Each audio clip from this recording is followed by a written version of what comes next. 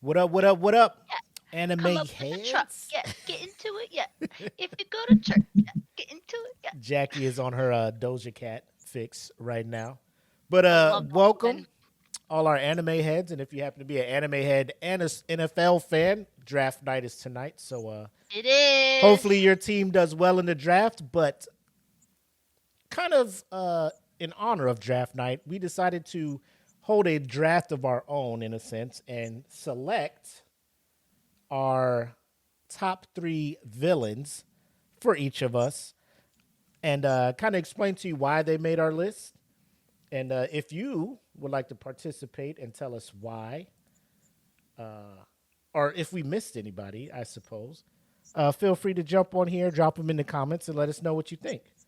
But for now, we'll go ahead and hit you with this beautiful intro, and then we'll get into the show.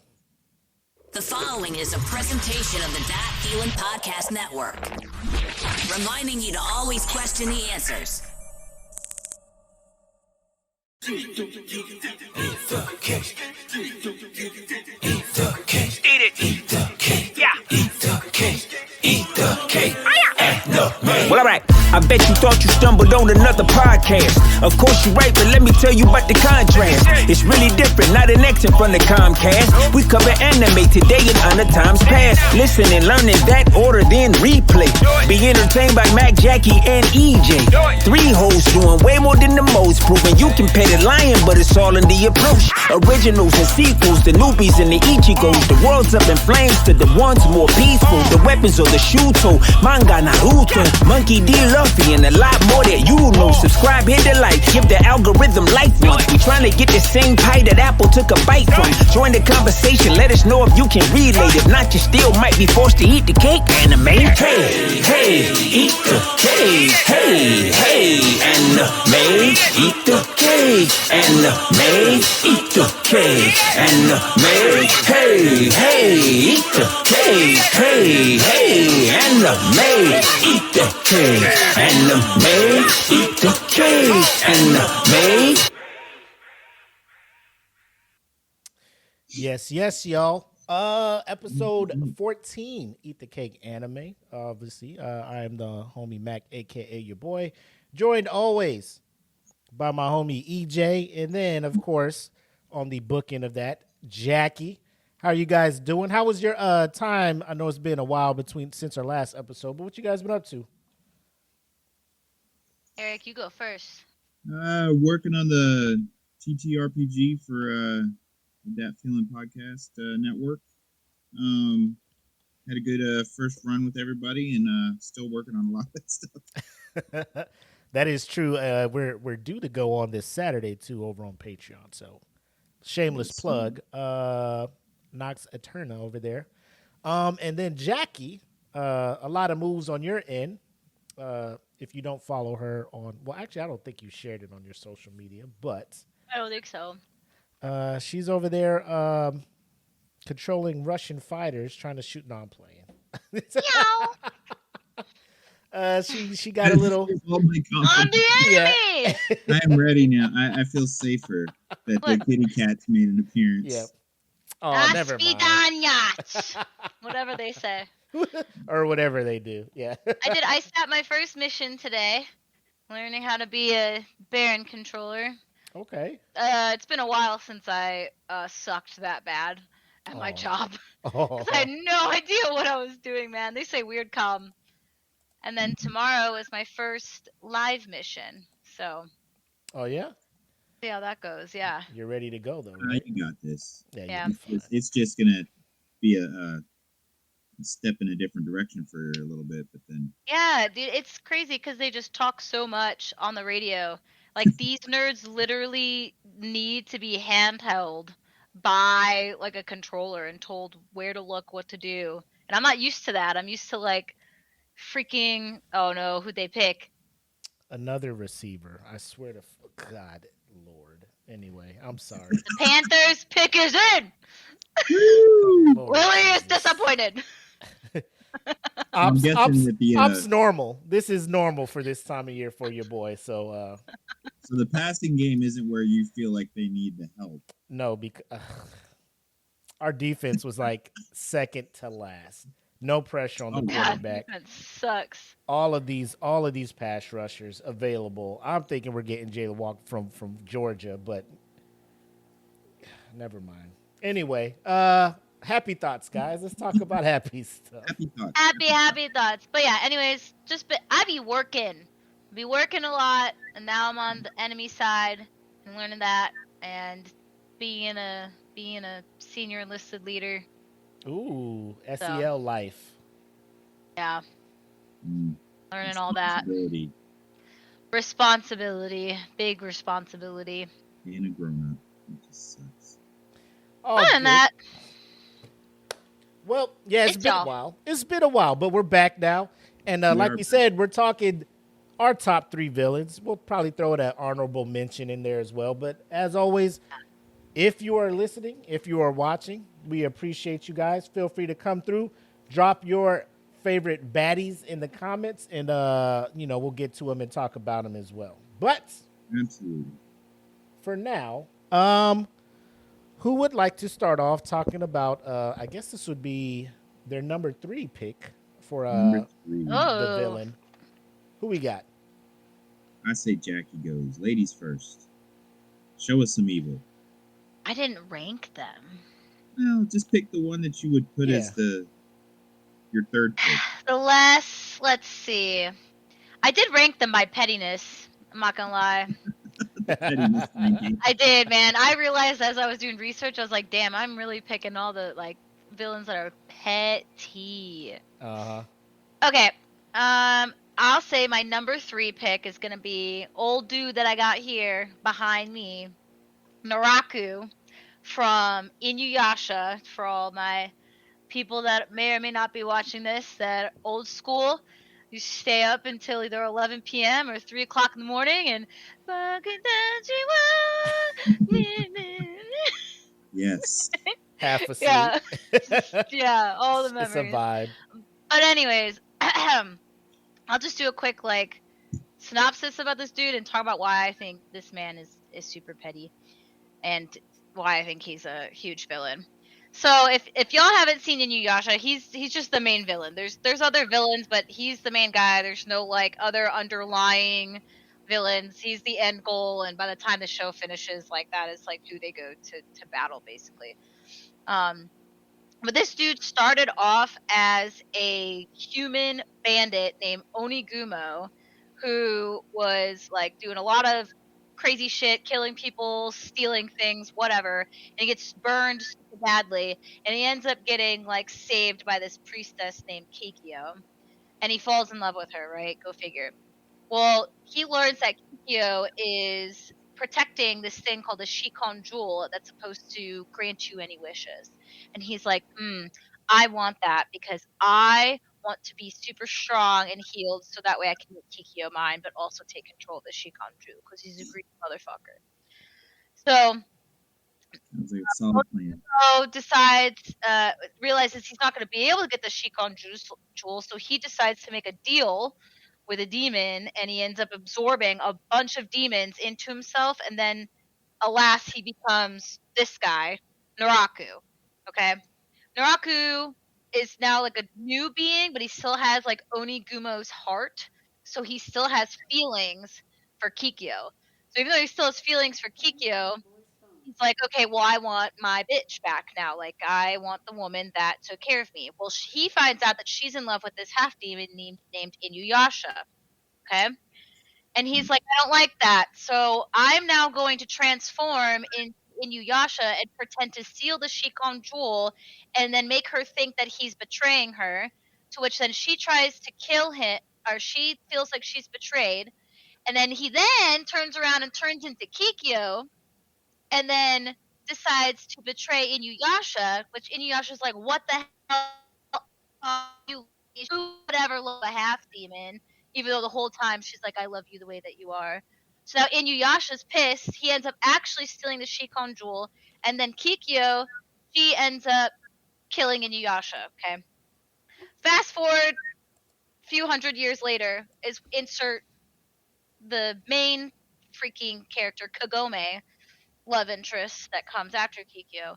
And Naraku's still alive, upset as fuck that Inuyasha still lives, and he doesn't have the Shikon jewel, and he still loves Kikyo.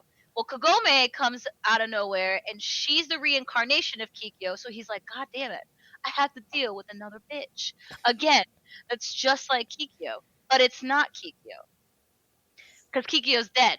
Uh It's like the "You Remind Me" song. So then huh. what's happening is the Shikon jewel ends up like getting reborn back into Kagome, whatever, and then the first episode, if you watch it, is Kagome destroying the jewels and they get shattered across the world. And then that's what starts their whole journey where Naraku's like the main point of interest basically. And he's just like super fucking upset because somehow Kikyo is still living and there's like other things to it or whatever. The reason why I think this man, first of all, why I think he's petty, okay, Uh huh. is because of what I just said. The fact that he was in love with this chick and he's like, no, no, no, I don't like that. So he transforms into Inuyasha and then also transforms into Kikyo to basically betray or pit them against each other to make them feel like they're betrayed, and they both end up dying because of that. And then he doesn't even get what he wants because Kikyo died with the jewel, so he doesn't even get what he fucking wants. But then Kagome comes hundreds of years later, looking and smelling like Kikyo to him, and also the jewel was reincarnated in her body, and he's like, hell yeah. So then he spends the next like however long time again going after her, and again trying to like constantly pit them against each other by like gaslighting the fuck out of both of them, and he doesn't even show up in his own body. He shows up in a bamboo suit, and it's a fake ass body that he just made out of other demons. The dude doesn't even show up himself. He just sends other people to do his bidding, and they're like, "You can't even face me." He's like, "What are you talking about, Inuyasha?" And then Inuyasha just Iron Reaver, Soul Reavers his fucking head off, and then just a bunch of bugs go out of nowhere. Not only that, this dude is such a pussy. Anytime that he goes to meet this group, he brings these like poisonous bugs because one of the characters has a wind tunnel, and if he uses it he will like bring in the poisonous bugs and get poisoned. So then now that dude just becomes a useless member of the party because he can't fucking do anything because the one thing he can do he's gonna get poisoned. Right. So I just think this dude is so evil or is a villain because he doesn't care about anyone else except himself and just keeps doing petty ass shit to just pit these people against each other, but is also a pussy on the inside forever, and he ends up dying anyways. So he likes old girl that likes Inuyasha, right? He doesn't like Kagome. Oh. So when he turns into a demon, he loses his sense of like human brain, Yeah. but he still has Onigumo's heart, which longs after Kikyo still. Oh. So the whole show is like him still trying to break away from Kikyo, but like use her and also use Kagome to get still after Inuyasha to get the jewels. So he can become what he wants to do is become full demon and get rid of Onigumo's heart, and then he's the most powerful demon. The whole show is basically around him and Inuyasha's group trying to get the Shikon jewel, so that way they can make their wish, which Inuyasha's to become full demon and Naraku's is too, because Naraku has that heart. Oh. But the whole time he just keeps fucking with them, and he's just sitting in some temple in the mountains, watching things happen from a mirror. So he wasn't really about that action then. No, he never was. So Not until like later. no swords clashing with our homeboy Inuyasha. Anytime you think that they fight, it's not him. Someone else. It's Yeah. never him. It's He always never shows up. in He's never there. And then you think so there's Inuyasha and then Inuyasha the final act. And the final act is as it fucking sounds, the final act, right? So like, okay, cool, we're gonna be like there. But the first half, the end like lasts like 5 episodes, it's like leading up to the battle and you think that's gonna be the end. It's still him. It's still him. It's so annoying, man. And then even when you think you do dude, he's like, yeah, and then even when you do think you kill him, he puts his heart somewhere else, so you never know where the heart is. that's a Voldemort style move right there. Yeah, he is a Voldemort with fucking hair and makeup. So he's a better looking Bulma, which He isn't is. hard as long as you have a nose. Got a you're already- nose. There you go. Yeah. there. Naraku is known as the more hotter villain. I will say that. Well, he does have them. He has them bedroom eyes going on right there behind you. Would he make your list of possible husbandos? No, because he'd kill me. Yeah, it's not worth it. He don't care. Like he created some demons, like from his own flesh, and they end up having minds of their own as well. Mm-hmm. And like one of the ones is her name's Kagura, and she's a wind demon, and she like wants to like get away. So she ends up conspiring with with Inuyasha's brother, Sesshomaru, to try and like get him to kill Naraku so she can actually be free. But this whole time, Naraku knows what she's doing. He's like letting her do it so he can like wait at the front door like disappointed fucking dad and be like, Kagura, come here. And it's like, dude. Yeah. And then he just like sits there and crushes like her heart till she's almost dead and then lets go, and he just keeps doing it to like remind her that like he can kill her at any moment. So is he like from episode 1 till the end? Yeah. So like the longevity, so you got to give he that to kinda, him. yeah. So he kind of he's talked about in the first episode because they talk about the They whole don't reveal history. everything. The whole reason why this show exists is literally because of 50 years in feudal era past. This dude fell in love with a woman and got pissed off because he couldn't have her, and so he pitted them against each other. Typical fucking insecure male behavior. Yep. I've seen shit like that happen in real life with mortal people. So Dude, that's what I'm saying. Imagine if some of these men actually had fucking powers. Okay, they'd be summoning demons. yeah, And then not showing up to the fight. Exactly. Yeah, I think I like wrote a bunch of other stuff about like things that he did that pissed me off. Like, yeah, the most annoying thing about him is that he never shows his face. It's just so annoying. Yeah, anytime his body shows up at any fight, it's fake, made from a bunch of yokai, demons for noobs, to just antagonize the cast, and he fucking dips with a smirk on his face. Every time. Well, he's one of those kind of villains then that, or his intellect constantly is used to spurn your hatred towards him. So, Dude, he's, I don't know. Like it was even when I watch the show sometimes, anytime that he pops up, I'm like, I'm gonna hate this. yeah. this guy again. This guy, he's about to screw them over. So And he's always smiling too, man. You're like, what are you? I haven't watched this, but the way you're explaining it is like, so he's the ultimate. He's the main baddie, and you're just like, I would just love to see some interaction between him and the pro tag. Like, No, he makes everyone else do his dirty work. That's what I'm saying. So he's just sitting in the cut, sending foot soldiers, almost like, like Power Rangers, how Rita would just always send motherfuckers to Earth. He's like Littlefinger from Game of Thrones. Yes, he's always conspiring, and then he's always finding someone new to do something. He's like, he'll follow the crew, right, and see what like next place that they're going to. He's like, oh, let me go find a victim. Yeah. And let me like one of the most notable things that he does, which is where I think makes him truly evil, is one of the main characters named Songo. Her backstory is really sad. Her entire village gets slaughtered by demons, which Naraku was directly involved. He was directly involved in pretty much everyone's like history or downfall.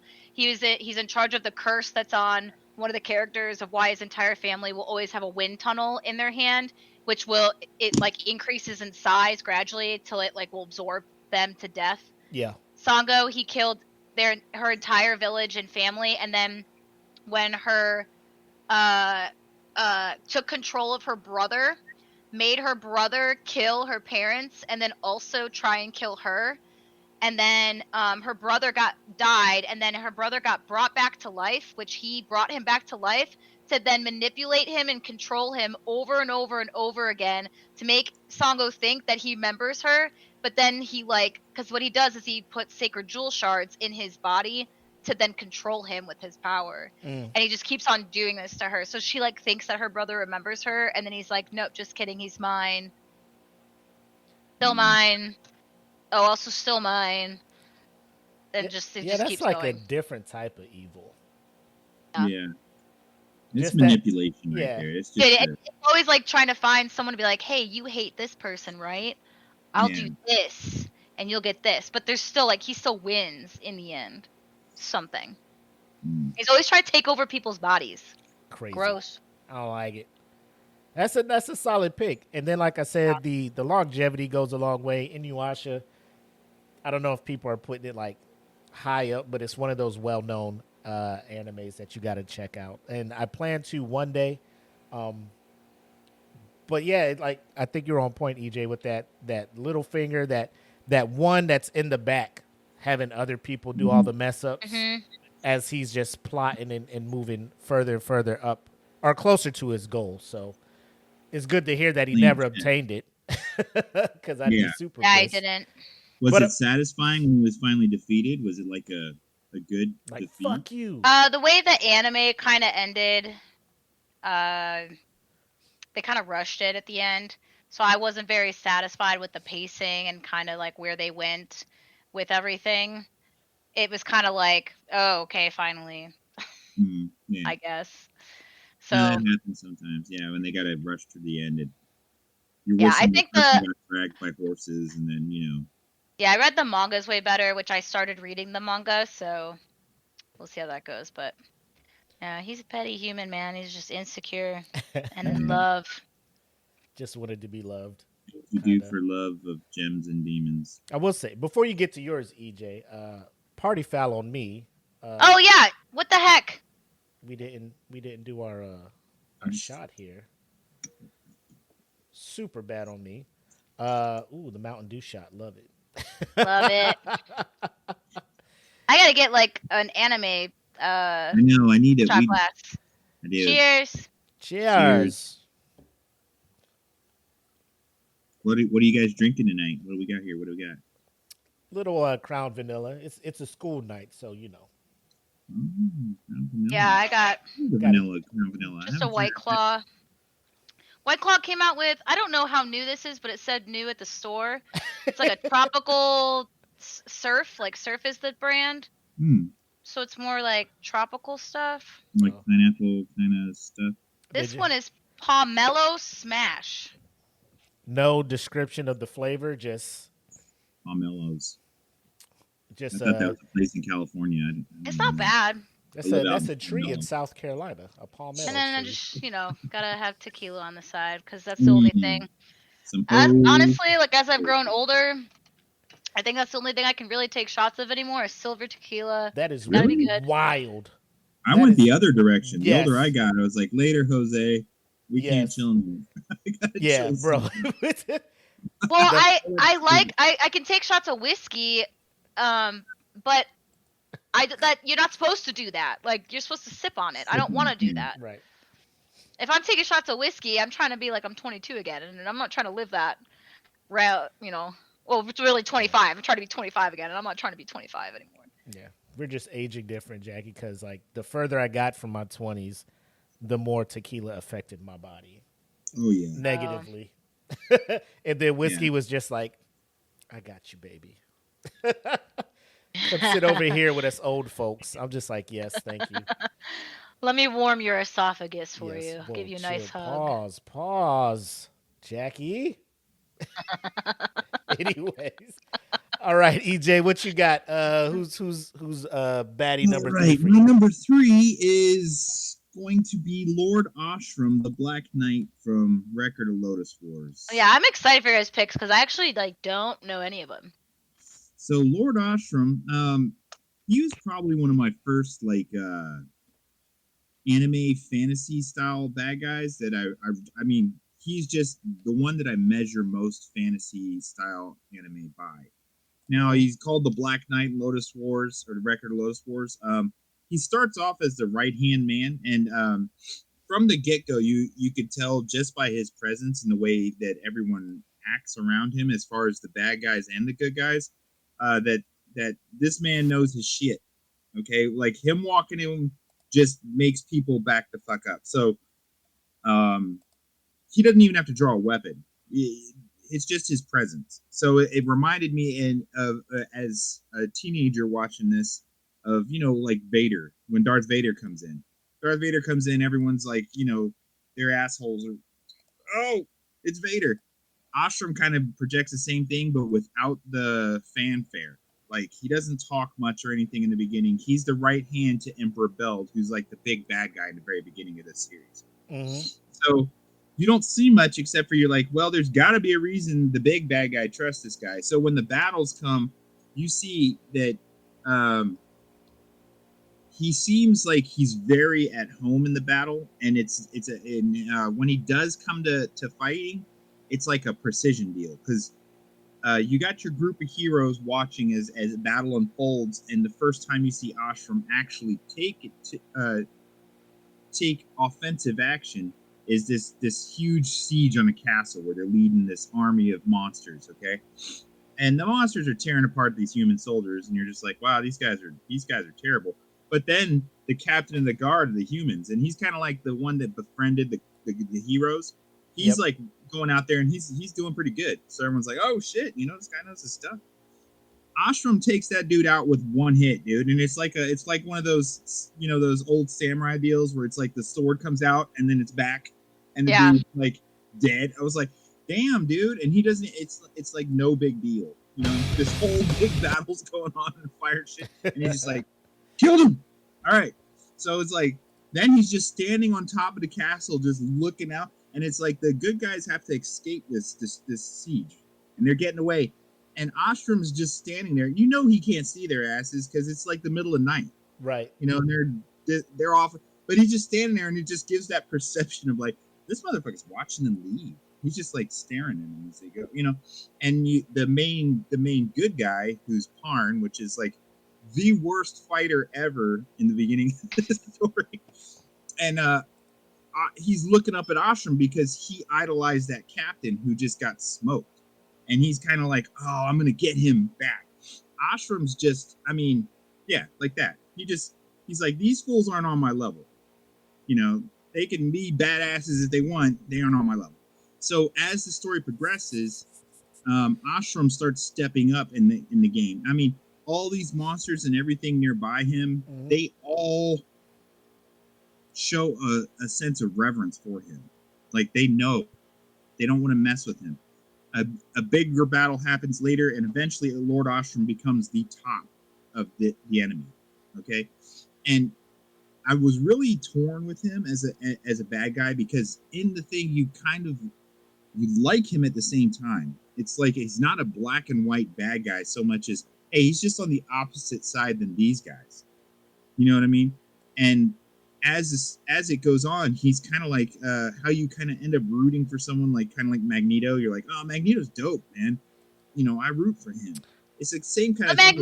But Magneto technically switched sides, though. He doesn't actually switch sides, right? No, he doesn't. So in the story later on, it's almost as he drops away from the focus of trying to rule Lodos. Lodos is the land that the game or the story is set on.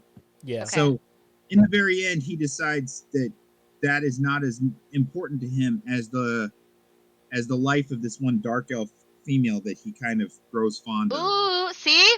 Men and women. So it's love. And it shows that he's not Love with all the dick. dark, inside, because he ends up appreciating everything that this woman is to him, and she takes a priority over. That's his boss at first, is Beld. But and that's the dark elf I was talking about. She's always got it back. And eventually in the story, she ends up becoming they become closer and closer to the point where she becomes more important to him towards the end than defeating the good guys. So he kind of takes a back seat towards the very end. And when they face the final evil, he's involved, but he is not the final evil. But I just picked him because I felt like he represents the type of villain I like, where they're not just black and white, and it's not so easy to define them as, he comes from a noble family and everything. If you read his back information, and probably in the manga it goes even deeper, but he doesn't have anything to dry, like you're like, oh, cut and dry, this is what made him evil. You know what I mean? Yeah. More so than it's like he grew up here with these people, and this is his, his deal. It's not like, he hates them for any other reason. He's trying to unite Lodos, the continent that the story's on. So are the other people. So, but I like the fact that I picked him because his presence and his precision impressed me. I like the fact that he can come in there without anything drawn, and everyone knows the shit just got real just for him showing up. Yep. A look from him makes everyone else go, "Oh shit!" If he draws his sword, it's on. So I thought that was always impressive, and I kind of measure all my medium ranked bad guys that way, like the ones that could be an anti-hero, but Yeah. but in He's a not sense, technically an anti-hero, right? Like he's just trying to gain the land for himself. exactly. So they're all just trying to rule this land, and it all goes back to this particular land of Lodos in the series. Yep. Was torn apart when the gods fought. It was a huge war between the gods of light and the gods of dark, and it split this land in half. Well, the goal of both sides of this is to reunite it. The light side wants to reunite it under their vision. The dark side wants to reunite it under their vision. Okay, he wanted to create like a dark utopia, basically, where him and his woman are just... Yeah, him and his woman are, making little dark elves and, whatever. But it's a family. But the thing is, I always felt like it reminded me of the type of villains that I like, where they're thinkers, their presence is there. There's actually some personality too with it. Yeah, he's not just a boasting kind of guy, or I'm huge and I'm a badass, or he's I'm powering up. He's not anything like that. He is driven, he's intelligent, but he's also reserved, and it kind of exudes discipline. Like you're like, this guy has a goal, and I think he can actually get there. You know what I mean? When you're watching all these other players kind of come and go, and other leaders, all the other leaders kind of die off during the story, except for him and Lord Cashew, which the guy's name's Lord Cashew. Yeah, that's funny. I was about to say, like the nut. Come on, dog. So, I mean, you're going up against Lord Ostrom. Come on, man. So, Lord Ostrom, he's just been a big influence on me, and I feel like if anyone watches it, they made a secondary series, the Apollo Record of Lotus Wars, which kind of hints towards him in it, and kind of has nods towards him and the Dark Elf. But they have a video game too, right? I think so. I think that's what sounds familiar to me. There's like a video game for it. But the second series is like a loosely connected to Record of Lotus Wars. So it doesn't make a lot of sense because it shows Ostrom and shows some of the other characters, but the timing doesn't seem to match up. You know how sometimes when they have a series and it takes off and people like it a lot, and then they want to bring parts of it back. I don't think they made a good plan with that. But if they ever bring anything back as far as along those fantasy lines with those characters, I hope that he gets another shot, because once again, as far as 90s anime, he's one of the best villains. I can't say villains as much as like just an antagonist. Yeah. He's not driven by evil as far as it is. Yeah, like the main evil character is more magically involved in doing things, and you'll see that in the story. They don't have a physical form of their own. It's kind of like evil as an essence, but he doesn't give into that either. He has his own goals. He won't serve that evil. So he's an interesting, like I said, he's very interesting. He's got layers like Shrek, like a big onion. So Lord Ostrom the onion, the black onion. Yeah. I like him. Well done. Black Shrek. Yeah, black Shrek, black onion. I don't know, whatever he is. He's got layers, man. And layers. Ogres have layers. I mean, that dark elf's all like knocking swords out of the air and all backing him up and shit. Plus, it didn't help. It helped that she was super hot. You're like, damn. I wish I was Lord Ostrom. So, like, I got. There's no like real animosity. Like you said, he's not driven by like a hatred for the protagonist or anything. It's just him, you know? So I understand when you were like, it's not real like a antagonist, but like. Yeah, he's not evil per se, but he's just like, this is what I want, and I'm going to do whatever I have to get To there. get You there, know what I right? mean? Because And there's a greater evil. He's just yeah, like, there's a greater evil in the story. you're right. He's sort of like the secondary villain, but more so, he's like the antithesis of Parn, the Ooh, main I like hero. that word. Yeah, Parn wants to be that good, but Parn hates him because he's so much better.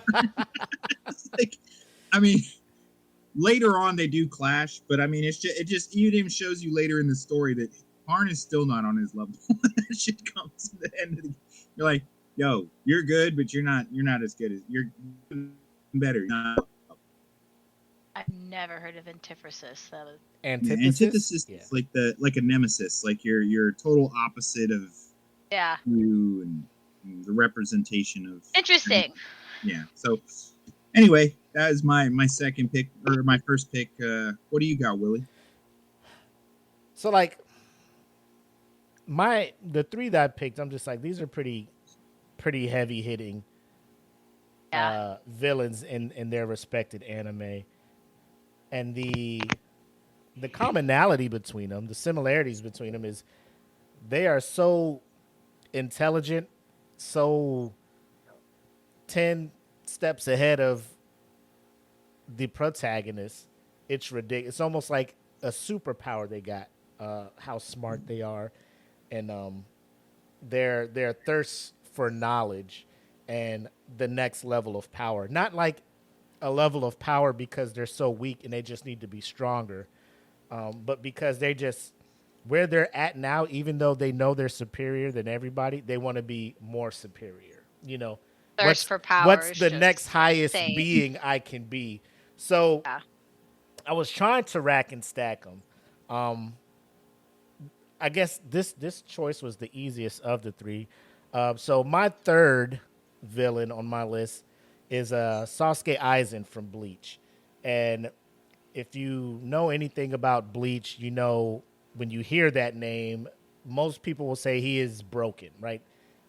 A typical phrase when people are like, this dude just is so overpowered, he's too strong. The only way you can beat him is the MacGuffin at the end where, you know, Ichigo just channels all his power, does one final attack and, you know, loses his powers. But, oh, never mind. He has his powers back future, you know, so people are kind of upset about that. However, Typical shonen. when you sit there and you look at the backstory of Aizen, it is astronomical, all of the stuff he pulled off. Like, as a captain or as a member of the 13 tie.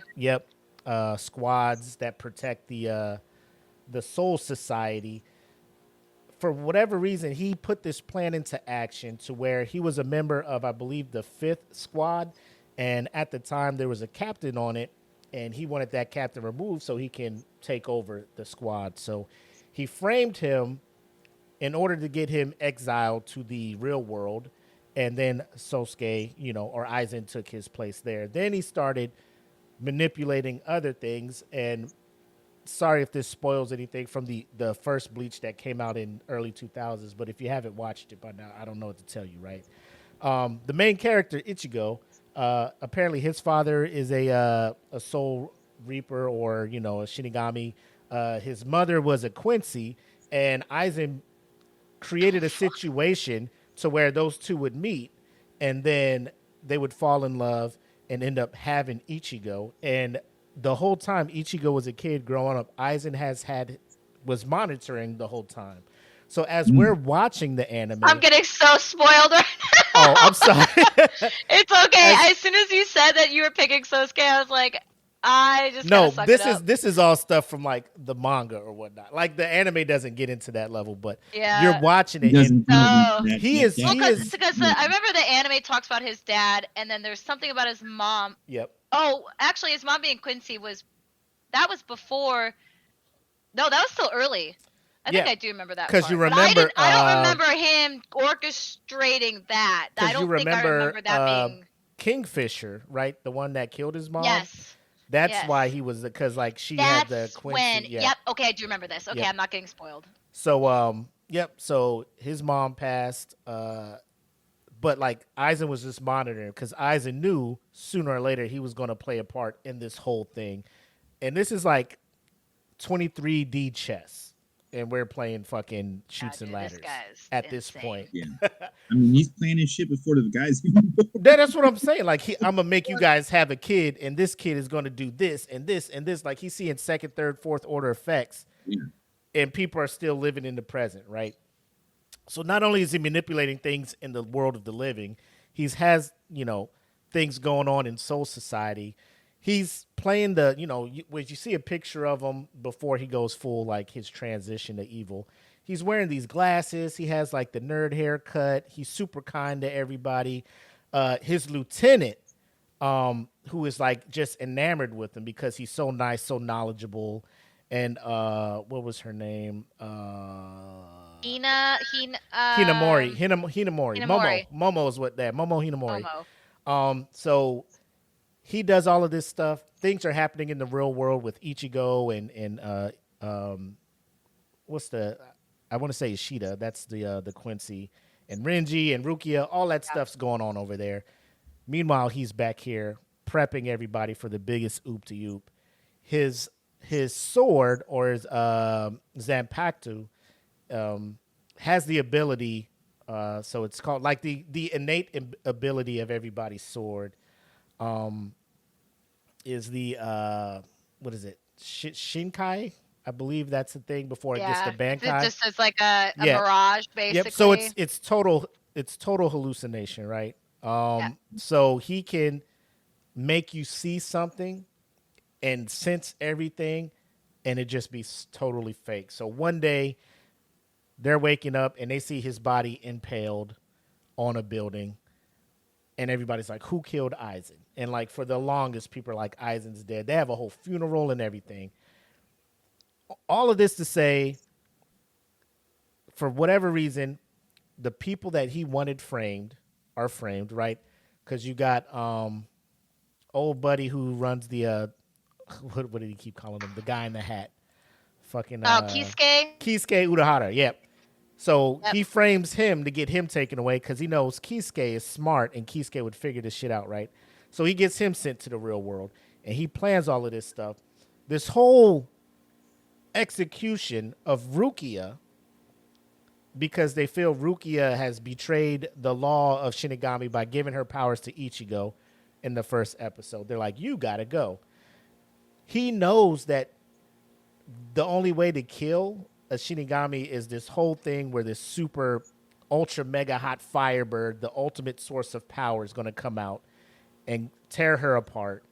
And because inside of her, she has the what do you call it? The Tokyo or whatever. Yep, this cube that's it's almost like the Omnispark of Bleach. Like an essence of it. Yeah.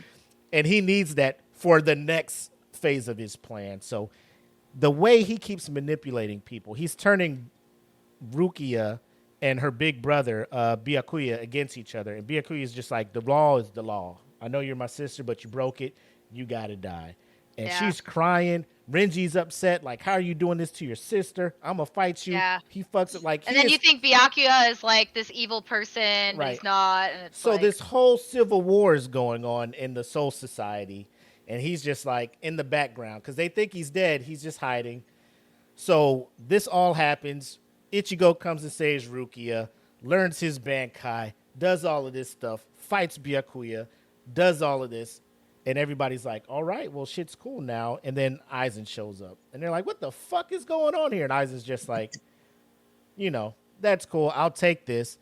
And at this point, Ichigo's the most powerful person in Soul Society because he's in his Bankai. Doesn't make any sense. So he just dashes up to Aizen, who hasn't even unleashed his Bankai or anything, goes to chop Aizen. Aizen just catches his sword with his hand and is just like, yeah, I'm leaving.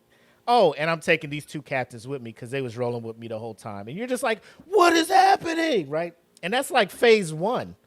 And then the number of people he just keeps betraying over and over, and the level of power he gets. He creates the Iran over in Hector Mundo, and then he betrays them once they start figuring out what the hell is going on.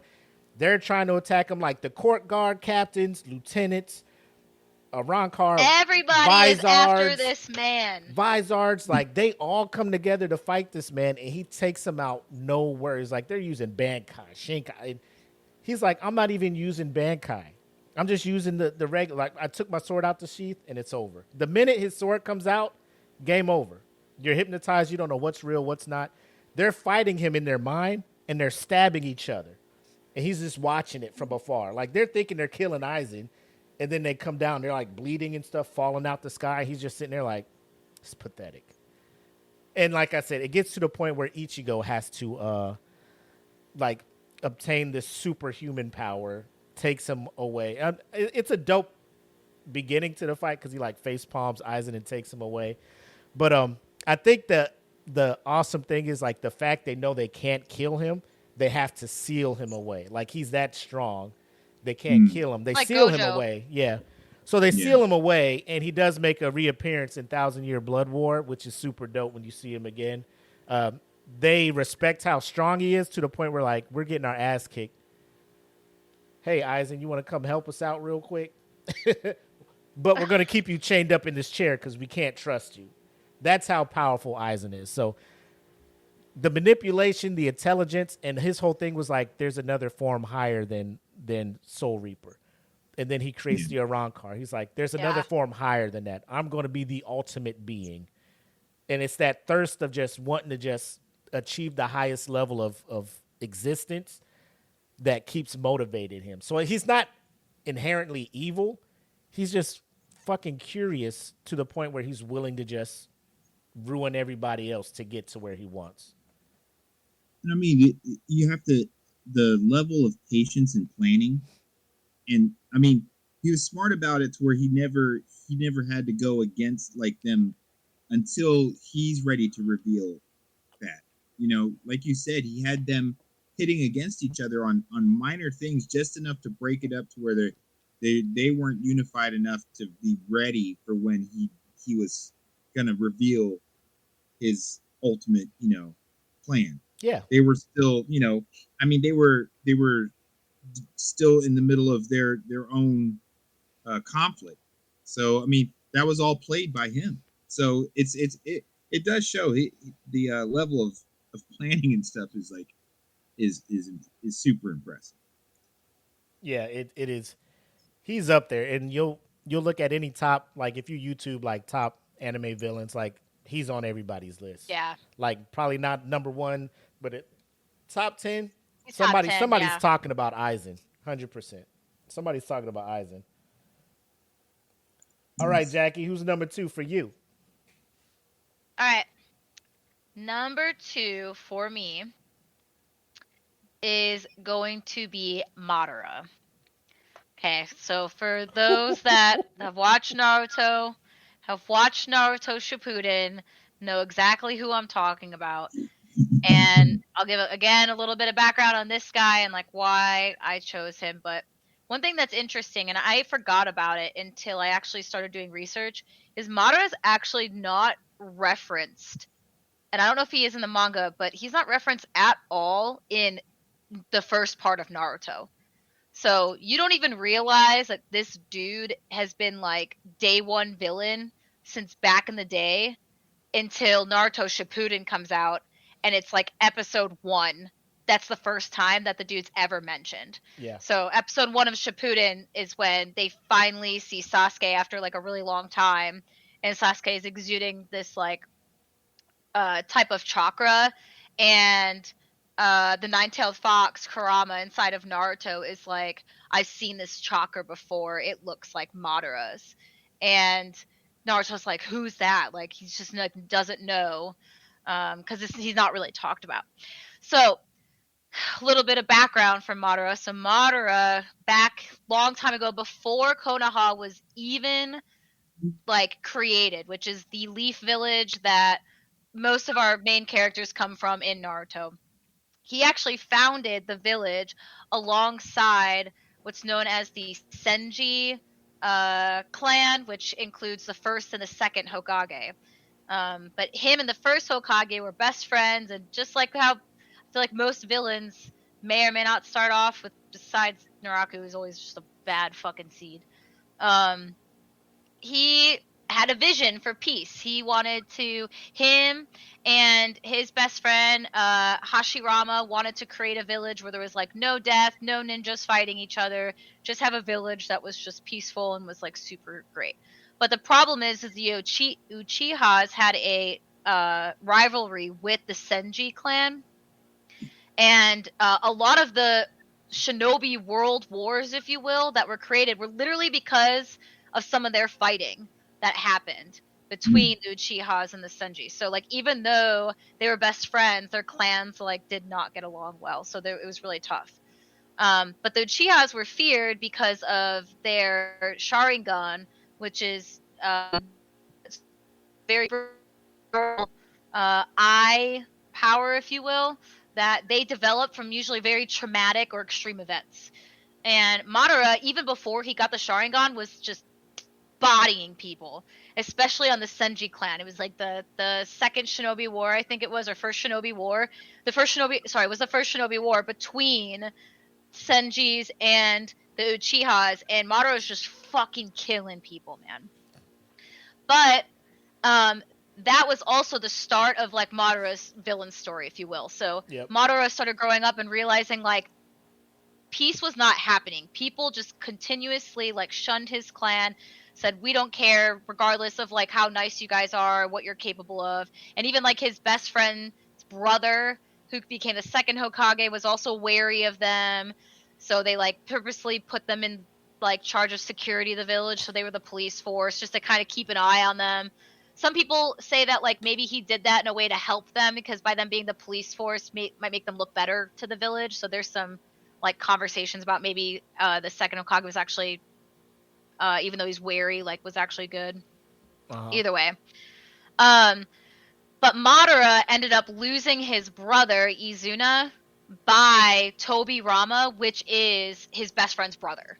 So that caused the whole thing. So that was super, like, a huge thing. And Madara's brother was like, here, I want you to take my eyes because you'll use them. And then that's when he ends up getting the Mangekyo Sharingan, which he was one of the first ones, I think, to actually get that. And it was one of the most powerful ones. And usually, like, what Mangekyo Sharingan is for any Uchiha is, like, usually it's one person that's very important to you, either a lover, best friend, or someone that you either had to kill or died, or you receive the eyes, you get this special power, and then you get some special things with it.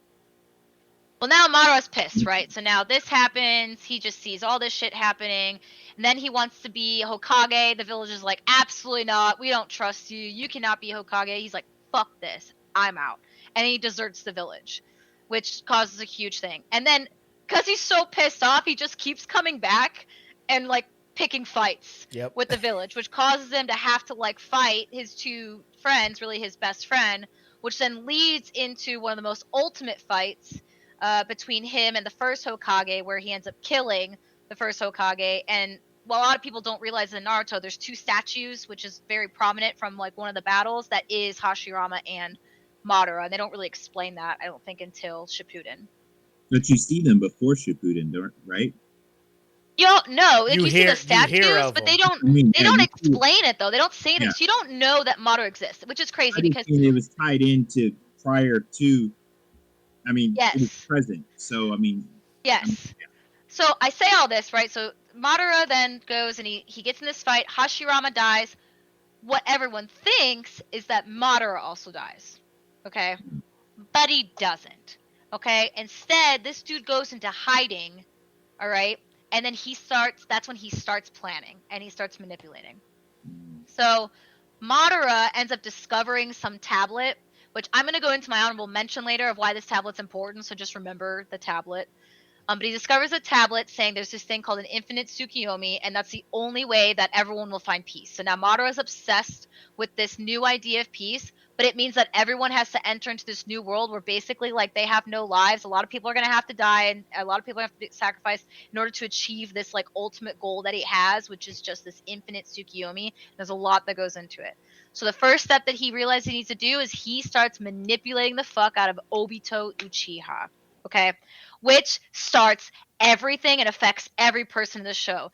It's where he takes a nine-tailed fox to then go after the Leaf Village, which then kills Naruto's parents, and then the fucking box gets sealed into him, and then he ends up killing. I think one of the worst things that he does is he kills Rin, which is a character that is best friends with Kakashi and Obito. They lose their best friend.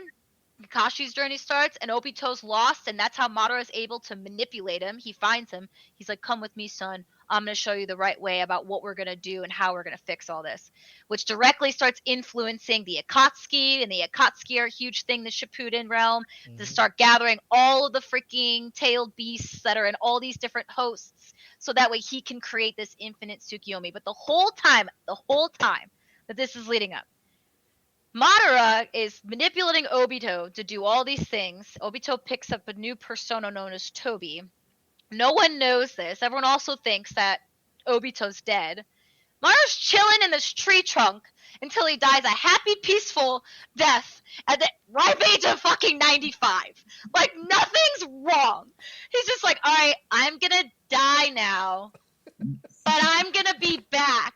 Because what we talked about, you're gonna bring Just back. watching all of this shit happen, he's just like, I think I could die now. And then he's like, you done yet?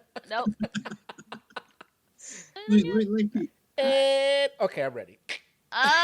Nope, not yet. You didn't bring them all together. You didn't start the fourth war. Okay. So then, like, this whole thing starts happening. You're seeing all the, you don't realize, like, how many events. This is now in Shippuden, where it's, like, becoming pretty, like, you fast forward, like, after the village gets destroyed, not destroyed, but attacked. You go through the whole thing of Naruto. You think that Orochimaru is it. That is the villain. Absolutely fucking not. Not even, like, scratching the surface. The fourth Shinobi War ends up starting, and you think it's because of Obito, but really it's Madara. The whole time, dude comes back to life. So many people die in this war. Characters that you fucking love, and it's just absolutely heartbreaking. Madara doesn't give a shit, because at the end of the day, he's gonna, like, cast this genjutsu, and that's it. We're all gonna be happy. Okay? The reason why I picked him as a villain is, yes, his whole, like, why I'm going down this path is peace. A lot of people think that they're doing the right things for peace, but he didn't care. Like, he went so far as to manipulate, like, kill other people around Obito to take this one person that he knew that he could just, like, hold on to do all of his bidding, even while he was dead, just waiting to, like, live, using what's known as this guy named Black Zetsu. We'll talk about him later at end credits. But so that way he can come back to life in this artificial body, and then eventually, like, become a real body, and then, like, do this genjutsu. But what pissed me off the most is this man just was like, okay, I'm going to sleep now. I'll be back. However many fucking years later. Like, he just sat chilling, waiting, drinking tea, talking to Obito about life, and then is like, I'm gonna die now. I'm happy. I'm good. And, like, nothing. Just didn't have to suffer, didn't have to do anything. Just let everyone else Obito do all of his bidding. Obito shouldered all of this on him, this poor man, right? And it's just like, and then when he changes sides at the end, Madara's like, cool, I really don't fucking need you anymore. And then just tosses him, and then Obito dies. And it's just one of the craziest fucking twists, but I don't think he's a true evil, like, being, like, where he's just, like, super petty, because I don't think he's petty. I think he just had, like, a huge goal where he just truly believed, because he tried to believe in, like, the peaceful of, like, no fighting, but it wasn't happening. His brother was taken from him. The Uchihas were still getting, like, scorned. And also, because of him, he indirectly, and I mean, like, yes, true, like, the whole Uchiha clan died because of, like, another person, Itachi, but Madara indirectly caused that. Because of the attack on the village that was caused by Madara manipulating Obito, everything was blamed on the Uchiha clan, and that's where the plan started. And then Danzo was also saying some shit with that. That's where the plan was going to start, to exterminate the whole fucking clan. Yep. So that, like, it started because of him. And so, yes, a lot of people will be like, well, he didn't really do it. If it wasn't for him, they probably would have been alive still. A lot of people would have been alive still. Yep. He started this years ago, before the village. This man was doing shit, like, as the village, like, got first created. It was before Naruto's time. The man has been, like, Yeah. I gravitate to villains that are that developed and that methodical with their stuff, you know, because while you're watching Naruto, you're thinking, oh, this is the bad guy. Oh no, this is the bad guy. Yeah. Oh no, this is the bad guy. And then when you get later into Shippuden, you're like, you were behind all, like, these were all Yes. dominoes that were falling in place for this. Like, Yes. and when Madara showed up, you were just like, oh yeah, you that dude. Because my man was Yeah. summoning, like, if you played Final Fantasy, you know, when they summon Meteor, you're just like, bro, shit, Oh like, yeah. it's about to be 9,999 damage. That's it. You know? Everyone's dead. And then, like, he summoned it, and they, you know, all the ninjas came together, all the Hokages from all the villages, Yes. all of their fucking, you know, fucking, they held it back. They're like, whoo. And Madara's like, that's cool. What about if I summon another one? And then another one was Yeah. coming down. I'm like, Jesus Lord, This dude Madara. had Like, plan after plan after plan. It's just, dude, a lot of people talk shit on Naruto sometimes, but I think it's one of the like craziest, like the all way the that they went with fillers. that plot They don't line like and the how it fillers. turned out and Yeah. everything. Well, I I think love it. Naruto's strength too is that they have so many characters, and it's all interweaved so much that every conflict is bringing in someone that might be one of your favorites. Kind of like, you know, like Dragon Ball Z. Okay, you got your mainstays in Dragon Ball Z, but you always knew it's going to come down to Vegeta and Goku, whatever. But Yeah. in Naruto, you've got so many, and it can pit people against each other, that, and then you see someone, you know, get defeated or someone die that you really like. But it's so many, they're weaved to like bonded with another character. So Dude, it's I like think all these like other characters get like influenced by the death of this one, or the battle between these two, the death of this one, and it actually it makes it feel more, I don't know, like every conflict seems more visceral. Like there's so much more behind it, because it's not just empty names fighting. You know, you end up liking individuals who aren't the main character, or could even be against the main character. So when you see this plot bring everyone to, you know, into this conflict, you're just like, wow, you know, so much to lose, so much emotion and stuff hanging on these characters. dude, the biggest notable death, and if you haven't watched the fucking show yet, like I don't know what to tell you, but the biggest notable death, two for me actually, but the biggest one for everyone is Neji. Like that was just, I was so mad. I actually, because this is when I was binge watching Shippuden, so when that happened, I didn't watch it for 48 hours. I was so You were in mourning. unbelievably. I was pissed. Well, that I'm in I mourning. was pissed. You ever watch a show where one of like a character dies? You're like, how the fuck am I supposed to like watch the rest of the show? Like Yeah. you just don't know. Like you're so mad with a character. Like, if you haven't watched Last of Us, I'm not gonna like spoil it, but like something happens in there, and I'm just telling you right now, I don't know what I'm gonna do. Have you not played the games? No. I'm Oh, scared. well, that's I'm why. scared. I'm played the scared. game? I'm scared to play the Like, games. I if you can't played play the I'm games, scared. like, Had you're watched just. I Just listen. imagine if you played it, because you I played. played. I played the first 20 minutes of the first one, Uh-huh. and I It's couldn't heartbreaking. handle it because they had to sneak in the building to like get one of the clickers, and like you use. I couldn't do it. My heart, is palpitating. I was I thought so I was gonna have to shut the game scared. off the first time I played it, because the intro, the history, and when his daughter died, I was like, "Yo, man, I can't watch this. I can't play." I was like, "Yo, Yeah. that's too dramatic." Hi, Apple. Hi, Apple. She says hi. She's off to save lives. Good. Aw, good luck. Good luck. But yeah, I don't know. I hope you save them. I feel like that's stressful. You know, you gotta throw some positive luck her way. What do I say that? Have a good one. Give it I all don't you know. got. Yeah, I'm playing. Believe it. Enjoy your meal too. Like what? But yeah, Madara is great, but I think what makes him the most villainous is just the fact that you just sat in that tree trunk and waited and died a nice happy life, and you're like, it's okay, it's all gonna get taken care of for me. I think Great that's what ultimate makes it peace. so bizarre or like hard to grasp is that his idea that it's going to end up all being peaceful was like a justification for whoever had to die.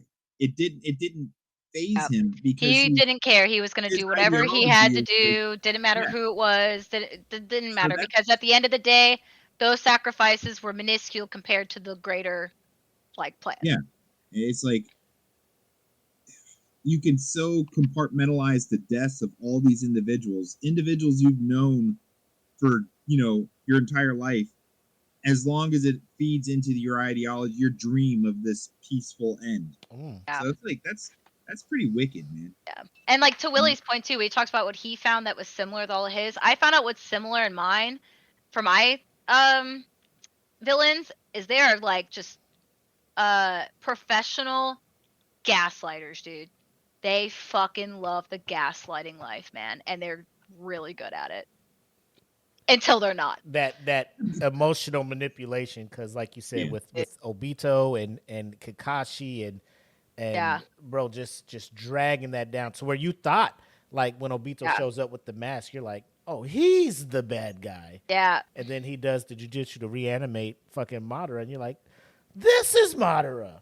Yeah. And then they have the, oh man, it's, I try to tell, but that's why Naruto is my shit. It gets a lot of shit because of all the fillers, man. But once you figure out which episodes to skip, Once you and cut just the watch, fillers, man, yeah, dude. come It's the fuck on. boom, Let's boom, go. boom, boom. Action. Total Yeah, dude. non-stop action out here. Okay. All right, Eric. Love it. What you got? Number 2. Keep talking, Eric. I gotta peep. All right.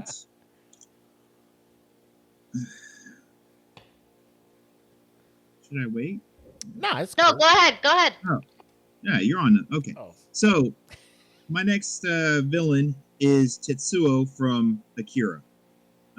classic. Vintage. Good And choice. the thing is like the reason I picked him is because you watch him become a villain. He's not a villain in the beginning. Nope. All of us have that one friend that may be just a little bit socially awkward or a little bit socially disconnected or nerdy that can't relate to people a lot and gets that level of frustration. So in this, Tetsuo is that guy. And from the very get-go, he can't, he's the kind of guy that can't really stand up for himself or anything. So you see this building, it's building on him. Yeah. It's frustration and anger and disappointment and guilt all building on him. And when the accident happens and he starts to slowly gain these abilities, which, I mean, to me are like energy absorbing and reality warping to a level of like instantaneous reality warping of energy and absorb it all. It's almost like the limitations are only by his own mind. But you could tell, like, this evil energy that's becoming part of him is feeding on all those insecurities and guilt and whatever. So he slowly starts to separate from being Tetsuo in the beginning, who has friends and, cares about these other people. And then you notice he gets more and more driven towards this darkness. It's like you're watching the evolution of an individual with all this built up angst and hurt turn into this ultimate evil, even in the face of a friend who's been protecting him his whole life. And it comes down to this friend that he's known his whole life, who kind of has always been there to protect him against bullies and whatnot. It comes down to a showdown between the two of them. And this evil is pulsating through Tetsuo. And Tetsuo has so much power. And there's multiple times, if you're watching, it shows how evil, or the level of evil Tetsuo gets to. Because in the very beginning, he has the power to kill his buddy. Okay, he could. Yeah, 100%. Even from the get-go, when he first escapes. When he first escapes, he's still strong enough. I mean, you see him do things like destroying military equipment just like that. He could have killed his buddy, but he didn't. And then the next time he hurts him, but he doesn't kill him. But in the end, when their confrontation is like, this is the point where he's just, his friend's like, I'm going to stop him. I have to stop him. I know him, but Tetsuo is no longer the guy he remembers. He's now gone completely over. And it could be all this energy that he's absorbing, the matter and stuff that he's absorbing. You could see the pain in his body as his body starts to become more and more disfigured, it's almost like the journey through becoming evil shows in the transformation in his own body. Like in the very end, he's so twisted and far from what he was in the very beginning, which like mirrors his ascension to evil. And I mean, the very end, there is no saving Tetsuo, but it's like I said in the very beginning, he's not really a villain. He's just a kid who's been downtrodden his whole life. His whole He's life, not yeah. a tough guy. Yeah. But now, once he gets that power, he gets to a point where he's like, yo, fuck that. I'm not getting stepped on anymore. But then instead of it just being, I'm going to just stand up for myself, it starts to grow to the, I'm going to punish everyone else. I'm going to get even, and it just keeps getting darker and darker. And in the end, it's almost like his pain and the power that's surging through him has gotten to the point where Tetsuo can do nothing more than just, he has to release it and destroy things in order to almost appease that pain inside of him. And I just, like I said, Akira is a beautiful movie. I mean, from start to finish, we're talking back when they were still hand painting each frame. And this movie still stands to this day as being immaculate. Okay, the art is just the light, the tracing, like you could see it when they're riding their bikes through Neo Tokyo, and they're just like, you see the lights on their motorcycles and their cyber bikes, and it's like, it was so beautiful. But at the same time, it gets so visibly harsh and torturous when you're watching Tetsuo change through time. Like when he has to, he becomes, his arm gets entangled and becomes more so of the metal, and you see his flesh and the metal bonding together. And then as he's starting to grow, it's like you're watching this, all the matter that he's absorbing and energy he's absorbing is slowly ripping its way through him, becoming into this monstrosity. It's like an abomination, but it's all the evil that's just coming through him. And, I mean, I liked it because like I said, you're watching the total evolution of a normal person becoming the like personification of evil, and it gets worse as it goes on. But each step you get to see, Tetsuo become less human and more of this new entity that's the host of this energy, this dark energy from an unknown, origin of space or darkness. It's just in him. And I thought that they represented it so well, and just the like later as his body, the biological parts of his body just start consuming everything around him. It's almost like that's the only thing that's keeping, or the only thing that's driving him now is to just consume, almost like he wants to spread the pain that he's feeling to everything. So, like I said, Tetsuo is from the beginning. In the beginning, you're kind of thinking it's going to be some sort of just cyberpunk crime thing, but then as soon as the paranormal stuff kicks off, the psychic energy and everything, going to the point of you're seeing these individuals that have the similar psychic powers, but they're like slightly changed or altered or disfigured humanoids. But Tetsuo is completely different. Even they seem shocked by it. The level of power surging through him shocks these beings who have always had this ability. So, I mean, I wanted to have one of my selections be someone that you could relate to in the beginning, because we've all seen that individual, know that individual. Maybe some of us have been that individual where, life has been hard on you and you've always been kind of under the boot. But he's always had that friend, or friends that have been there to try to kind of take care of him. But as he starts to become darker, he turns some of that anger and malintent, towards even those that have been there for him his whole life. That's when he's no longer Tetsuo that they knew. So I thought it was a brilliant display of the total realization of normal to villain. So that's why I picked. Yeah,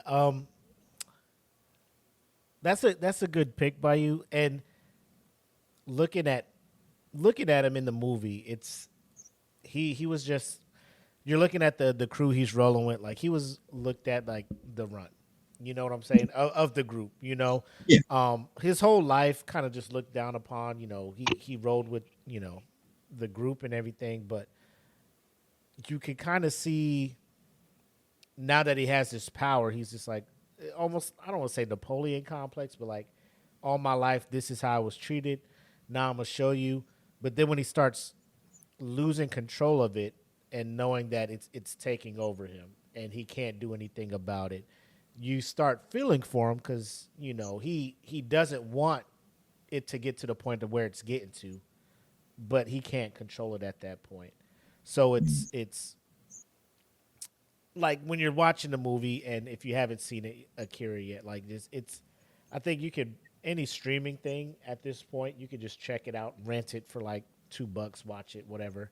Yeah, it's a really good movie. It's an amazing movie, like And Eric it's was saying. referenced in also so Pop much culture, in our culture. it's pop Yes. culture, like it Like ingrained in real pop like culture. videos, other animes, just I Yes. think Kanye like references Akira a lot. Yep. And the stronger video, all of that stuff. But again, like you said, it's one of those where you watch it and you're like, I understand why he feels the way he feels.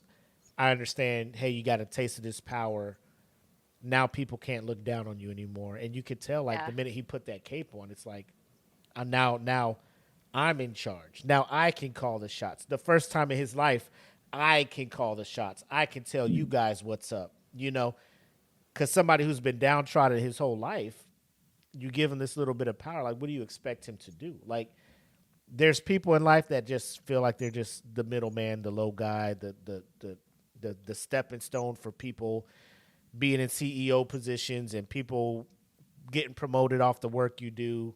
You can relate to this guy. Like, if I get the chance, you know, not to say to do the stuff he did with those powers, but like if I had the chance to like position myself to get above those that Yeah. that stepped on my back to get where they're at, I would do that. And that's kind of what Tetsuo's doing. So Yeah. a relatable. You're absolutely right. It's like at first he's just like, now I can take care of you, or now I'm the big dog, and you know. But then as he uses the powers and it starts to corrupt him more, and he's going through more changes. You're right. He starts to show off like, I'm the big dog now, you know, and it starts to like totally consume him. Where in the beginning it was just like, oh cool, I can do this. I'm the cool guy of the group now. Yeah. But then as it grows, it's no longer I'm the cool guy of the group. He just wants everyone to get the fuck away. You know, he's like, I just want them all to die. I want them all to suffer like I suffer. Yeah. You know, and it's terrible. But yeah. I think that he's a the whole movie and him are a great representation and a huge influence on a lot of cyberpunk or dystopian future Yeah. animes, even to today. And a lot of the characters I see, you see the opposite effect. Like as far as like Dan to Dan, you know, you got Okarun reminds me of Tetsuo in the very beginning. You know, like the kid who's just not the tough guy. Outcast. Yeah, he's kind of like the low guy on a totem pole. But instead, when he starts to become empowered, though, his comes in a sense that he wants to help and protect. So you know, maybe Tetsuo was corrupted by whatever he faced as a young man, and it just came to fruition. But you know, regardless, the transformation is you see it played out and it's beautiful. Do you think if he wasn't as emotionally unstable as he was, because he's a teenager, right? So Yeah. his Yeah. brain is still developing. So Yeah. even his ability to still like understand, and yes, he understands right from wrong, but he's still a teenager, as a child, understanding the consequence, like the real world consequences of power. Do you think if he actually, let's say he's like a 30-year-old that experiences power, but he wasn't emotionally unstable and he like thought more about the power, do you think it still would have gone the way that it went? Me, I would say, because I've read some pieces where they say it's like a mental, not a mental disorder, but the inferiority complex that he had his whole Yeah. life. Like, no matter how old he got, he always was going to be looked at as less than the people around him, right? Yeah. Just based on his height, his attitude, his behavior and stuff. And I mean, you see, I don't get political, but like people still do roll off of ego. So the minute you get some kind of power, and we see it in the country today, people get in a certain position, get a certain power. They feel they can do certain things without consequence. I think the same would have happened. I don't know if the relationship between, him and, oh shit, I gotta look real quick. I keep forgetting. what's Old homeboy's boy's name? The Yeah, I fucking was like looking up some good stuff. guy's name. The fucking his It's homeboy. the What's thug. his name? The thug, but it's his friend. Shit. I'm sorry, guys. Like, it's been so long since I saw it. Kanata, right? Or Kanata. Yes. Okay, yeah. If that relationship throughout the 20s and possibly 30s, like you were talking about, Jackie, if that would have changed it, more time with him and Kanata growing up and maturing and looking at him and being able to provide some advice. But I think just, I don't know. It's I don't know. tough I because think he still would have done the same thing, because Yeah. like the powers just take control over him. It's not like he's always able to control them. Like, so Yeah. Right, it was yeah. a latent thing First that of all, happened wild, yeah. after the accident. They took him to the lab and then awakened all the powers in him. And Yeah. like, I don't think he ever had time to like hone them and control them. Like, if he was, Or even think about it. yeah. So like, just anybody who just, I don't care what age you are, I feel like if you just woke up and you realize you had this kind of power, like, without being able to take the time to hone it and control it, almost like an X-Men. Like, if Rogue just never knew her power, she's just fucking everybody Yeah. up out here, Well, that's why, before too, in X-Men, like we go to the timeline change. She actually has her powers. She kept them, whereas in the originals, she was like, I can't do this anymore. Like I yeah. want to get this shot Yeah. and get rid of these powers. Yeah. And I mean, I know this is kind of the darker look at it, but when you think about a lot of these high school situations, especially the ones where kids end up turning to violence or bringing violence Yeah. to school, a lot of it's the same thing. The kid was That's what I was thinking about. That's why I was bullied like, and- turmoil in their life. They can't see beyond it. It could be because they're at a teenage mind. They think everything is right now. And Tetsuo's, it probably might be the same way. Like, this is the whole world. They can't see that in 5 years, no one's going to give a shit about the 9th grade. Damn. But those kids that, like terrible as it is, it's kind of like the Columbine kids. They felt empowered when they got their guns and they were out shooting and stuff. They felt powerful and probably some level of stress relief when they were out doing that. So then they immaturely looked at and kind of equate the two together. And Yeah. the reason why I feel like they come to the realization too late is a lot of these individuals who do terrible things after being stepped on for so long, they end up turning on themselves in the end. And it's kind of the same thing with Akira. In the end, he's so far gone. It's almost as if the power turns on himself because he's become, there's nothing of Tetsuo left. Yeah, it's just, Just a monstrosity. And and I kind of look at it like it's a good question you brought up, Jackie, because like if you look at like this is totally out there, but in the Watchmen, Dr. Manhattan, okay, you could kind of say he's on the same level as Tetsuo. Okay, he could do almost anything, but he even gets to a certain point where he goes off to another planet just to contemplate things because he's so far beyond the power that we can comprehend on this level. So I think no matter what, with unlimited power and it all-consuming power, there is no eventuality where you're going to have a normal life again. with great power comes great responsibilities. But I mean, Spider-Man's uncle wasn't there for him. Yeah, they had no Uncle Ben. But I mean, you're talking about guys who can, rewrite reality in front of you. Yeah. Dr. Manhattan, I think like he was aware and more mature and Exactly. because the reason he left is because old buddy again, he possibly like when it comes to comic villains, Osmondeus or whatever.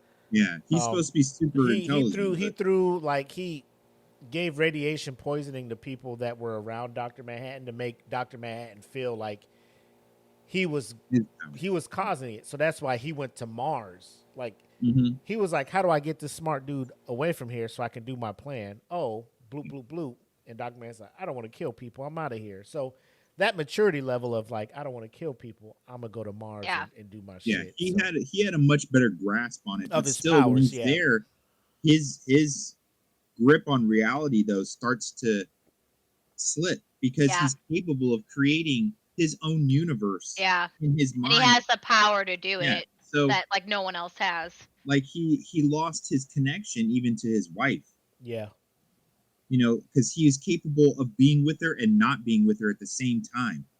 So technically, it's like she becomes an afterthought to him. So that's why I mean, like, even though you know he's a good man from the beginning and he's a mature man, eventually all, you know, unlimited power always leads to a point where you probably can't exist in a way that, you know, the rest of us can anymore. Yeah. So I don't know if Tetsuo could have ever been normal again. That's a good pick, man. Thanks, man. Thanks. That's a good pick. What you got for us? So these two are probably like could be 1A, 1B. So what I'm going to do is I'm going to roll a 10-sided die, and if it's even, I'm going to talk about one guy. And if it's odd, I'm going to talk about another guy. So, roll for initiative. Yeah, got you too. So, okay. It's an 8. So even. So there's an anime called Made in Abyss. If you haven't checked it out, I think season 1 should be on Prime. That's where I watched it at. Season 2's on High Dive. I don't know if season 2 has come to another streaming thing, but I watched season 2 over on High Dive. I haven't read the manga, so I'm pretty sure there's stuff that I'm missing. But backstory, I don't think it's been a anime that a lot of people talk about. So if you've seen it, you kind of already know what I'm getting to. But if you haven't, Cliff Notes. There's an island, an abyss shows up out of nowhere. Just a hole going nobody knows how deep. So all the villages just end up rebuilding along the rim of the abyss. And then they become, divers, I believe, or spelunkers, kind of. A business comes around where they're just like, let's go explore the abyss, right? So you have people that go down into the abyss to check it out, see what's going on. And unfortunately, they figured out there's a curse in the abyss, right? For every level you go down, you get some kind of effects, right? So in the first layer, let me see what they're called first. Delvers. Okay, Delvers is what it's called. That's the profession. So you go down there, find some rare shit, bring it back up to the top, and you're just like, you sell it, you deliver it, all of that stuff. That's how you get like renowned. So the first layer, the curse of the abyss is you get mild dizziness, nausea. Second layer, intense nausea, headaches, numbness. So continue. Like it goes down to like the fifth layer, I believe, and then there's layers after that. But each layer progressively gets worse, right? You go down there, and if you try to come up, that's when the curse starts fucking with you, right? Or intensifies, right? So if you're down in the fourth layer and try to come back up, this shit fucks with you, right? Now there's people who adapt well to it, and they go further and further into the abyss and come up. And then you rank up. So the way it ranks up is the type of whistle you have. I don't have it in front of me. But the guy I'm talking about is Bondrude. So apparently, according to this wiki site, there's 7 layers to this stuff. So Bondrude is a white whistle. That's the highest level. That's the epitome. That's like they're looking at you as like the best of the best when it comes to delving into the abyss, right? This dude, before becoming a delver, was a criminal on the surface. So he was kind of almost banished to the abyss. Uh, but he was able to adapt to the lifestyle, and this guy's mind, um, he's one of those guys that just wants to obtain the most knowledge about something that is unknown to most people. So the abyss happens. He starts getting into it, learning more and more, and wants to know more and more. He wants to understand this at a level that other people are just like, I didn't. This is gee whiz knowledge, but okay, you know. He wants to be one with the abyss, essentially, to the point where the further he goes, more equipment he needs, the more money he needs to get better stuff to go further into it. He starts finding random plants and things in the abyss, create certain drugs, certain illegal things, sell them on the black market up on the top, get money to get stuff to go further. Fast forward, he is on the 5th level of the abyss, and the 5th level of the abyss is loss of all senses, confusion, and self-harm. Like you hallucinate, you harm yourself, all of this stuff. He is there so long, he adapts to it, builds a fort. Like it's legit like a city. It's called, I forget what it's called, but he has a whole fort, the Idle Front. So it's like it started out as a small, like little checkpoint for those who are delving. You can check in there, get like supplies and stuff. He turned that shit into a whole fort. Research on point. All the artifacts he finds as he gets deeper and deeper, he incorporates it into his gear. This guy is on a level to where he finds an artifact, and I'm not going to name them all. A certain artifact that grants him the ability to transfer his consciousness into whatever body puts on a helmet that he puts on. Like, so if, example, the helmet that he has on this one body, if that body dies, one of the other bodies,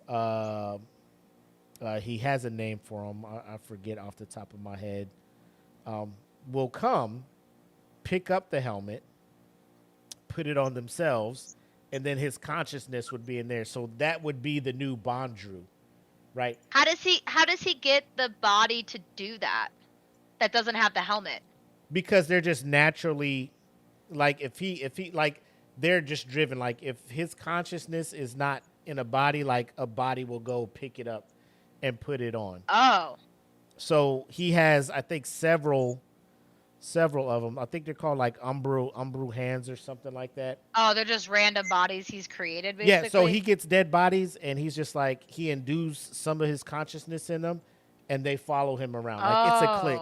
It's a click. Like, so... It's a click. I swear to God. And he's so, like, this is where, now I'm going to start talking about why he's up there for me. So the village up at the top, full of orphan children, because a lot of parents are like, I'm gonna go on this thing, get some stuff, get some money. This is how I support my family. Parents don't come back. A lot of orphan children. He comes up, gets the orphan children, transports them down to his fort, and runs experiments on them. Right? At level 5? Yes. So you can go down there, right? So it's when you come up where shit starts fucking with you, right? Oh, okay, so that level 5 where you lose sets. I've never seen the show, so right. I've been wanting to watch it because of how interesting people right. say that it is and how fucked up it is. Right. Because me and Steve have been wanting to watch fucked up shows lately. So, well, we're just interested in better, because like I love shonen and shoujo, but I'm looking for a plot line that's just like, what is going? I love it. You know, I love it. I'm here for it. So when you get to that level, you don't actually lose your sense of whatever until you leave?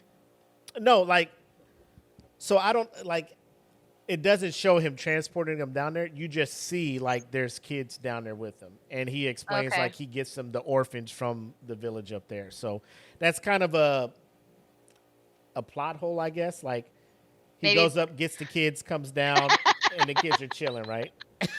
I want to see a show where that's almost how it came across. I mean, that was basically what The Promised Neverland was, and then they fucked it away on the anime, but I didn't read the manga. But anyway, sorry. Right. So he gets these kids and they're hanging out, and the God damn it, the wild part is these kids when they're down there, he is treating them like his own daughters. He he walks with them, teaches them stuff, feeds them, hangs out with them. They look at him as a father figure, and he uses that relationship to have them do certain things. Like, hey, come with me over here.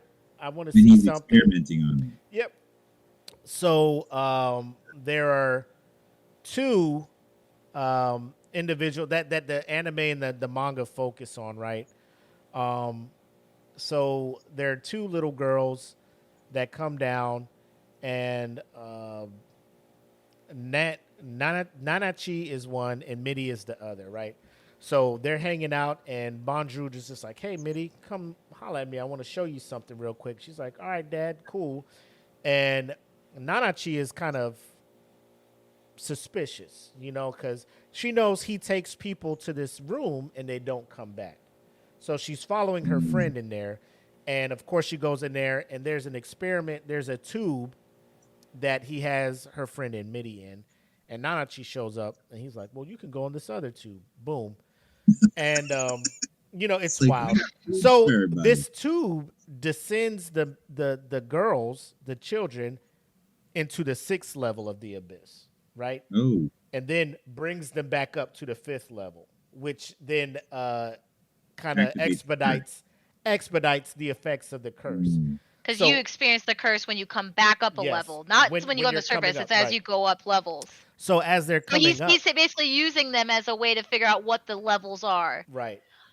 That's So dirty. they're coming This up, is fucked up. and Midi is like legit liquefying into something wild, and Nanachi, she's getting affected, but her physical appearance is changing, so she ends up looking like a rabbit hybrid type thing. But because they came back up, Midi, who's this little gelatin deformed girl, is now immortal. Like, they try to kill her to put her out of her misery, but she can't die.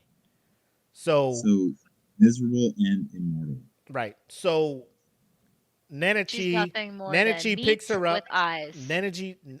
Nanachi picks her up and they bounce, right? She's like, "We're getting out of this place. This dude's crazy. I can't fuck with this guy no more," right?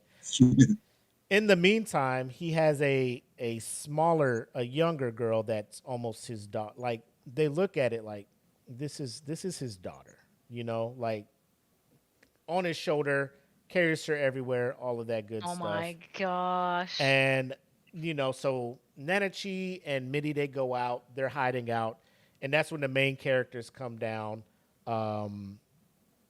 I forget their name. Reg is the kind of like I don't know if you've seen trailers for it, but he's like an android kind of humanoid that that's helping the main character Rico make it through the abyss, right?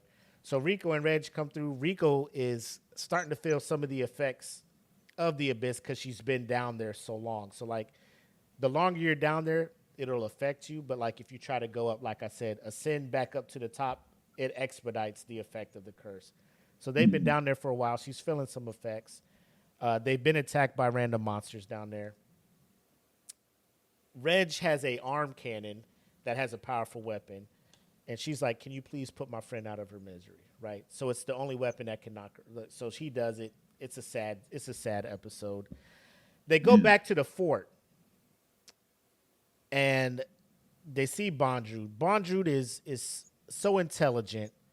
He treats everybody with the utmost respect. Right? He's the dude. He's the kind of guy, like, Gaslighting, man. he's the kind of guy where it's not even gaslighting. He's literally respectful of everybody, but he just wants to learn. Like, he will sacrifice somebody to learn something, and he'll be like, "Thank you for your sacrifice." But So that's you could gaslighting. be He's sit- like making you them could be- think they're doing something be sitting great, but next it's to really a all for his pit- own selfish Oh. needs. But he, in his mind, he's thinking that the knowledge he's getting, he's gonna send, and it's gonna help people understand the abyss better. Like, It's going to unlock the abyss. he That's is all he's so- But there's going to be no one left. Jackie, now you're on it. So. So, like, there's a whole thing, right? He takes Reg, like he sees what his capabilities are, and he's like, I want to experiment on you and see what the fuck's going on. Nanachi doesn't like that. She interrupts. Chaos, like conflict happens. Fast forward, they're just like, Bonjour is not a good dude. He's experimenting on these kids, and they start fighting. So they start having this fight. It's him and his Umbra Hands. I believe that's the name of his crew. They're out there. He's fighting Reg, and Nanachi's just hiding out. So he's fighting Reg. Reg gets the best of him one time, and he dies, right? One of the Umbra Hands come and puts the helmet on. That's when you figure out, like, oh shit, this motherfucker is just like you can't get rid of him. He has cartridges that allow him to stay down there that long without the curse affecting him. The cartridges, oh my God. The cartridges are the organs, the life-sustaining organs from the kids that he brings down. He cuts them out of the kids, puts them into these cartridges, puts them into a suit that keep him sustained and fighting off the curse. So he just keeps bringing orphans down to harvest organs, to put them in cartridges, to keep him going. And you find orphans has to be so you find that out because during the fight, and here's the wild part. Every time he ejects a cartridge, right, he thanks the child organs, right? So he'll pop it out and be like, thank you, blah, blah, blah, right? So as he's doing the fight, he ejects a cartridge, and it's the little girl that he has on his shoulders and was like treating almost like a daughter. And the fucking people lose it, right? They're just like, this is fucking it, right?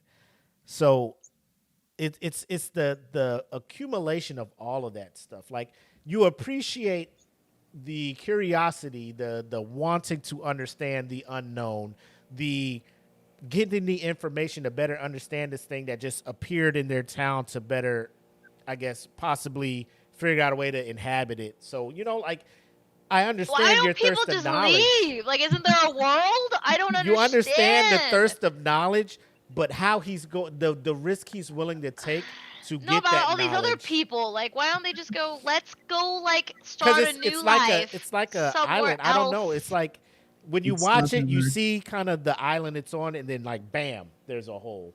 And, like ocean all over the place. Like, if you want to get on a boat and try to do it, I thought cool. it was just like, no, it's not like of, in the middle Texas of the United States. Shit. It's like an island, and then bam, like a fucking abyss that goes down who knows how far.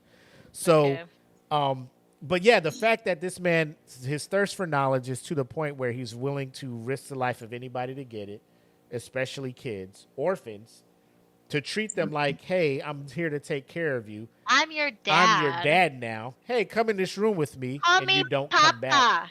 Call me Cartridge Dad. That is, it's crazy. Yeah. Like, but he's so smart. Like, he finds these artifacts that nobody has seen. He studies them, learns their capabilities. Like, his suit is an artifact. Like, he found an artifact, turned it into a suit that allows him to do the things that he's doing. He found an artifact he turned into a weapon that helps him, like, one-shot these monsters that are down here in the abyss. He finds the helmet that he's wearing is an artifact. Like, this shit, like, he shoots a light beam out of it that almost always hits its target. Like, until he fought Reggie, like, that was, like, it's a one-shot kill. Like, if he shoots this shit, you're fucking done. But Reg, because he was, like, an android half-robot, like, he was able to go toe-for-toe with him. Like, it was a drawn-out fight. And the fact that this body is not really him. The white whistle that he has, you got to, the way it's formed, you have to provide some, like, rare material for them to form it out of.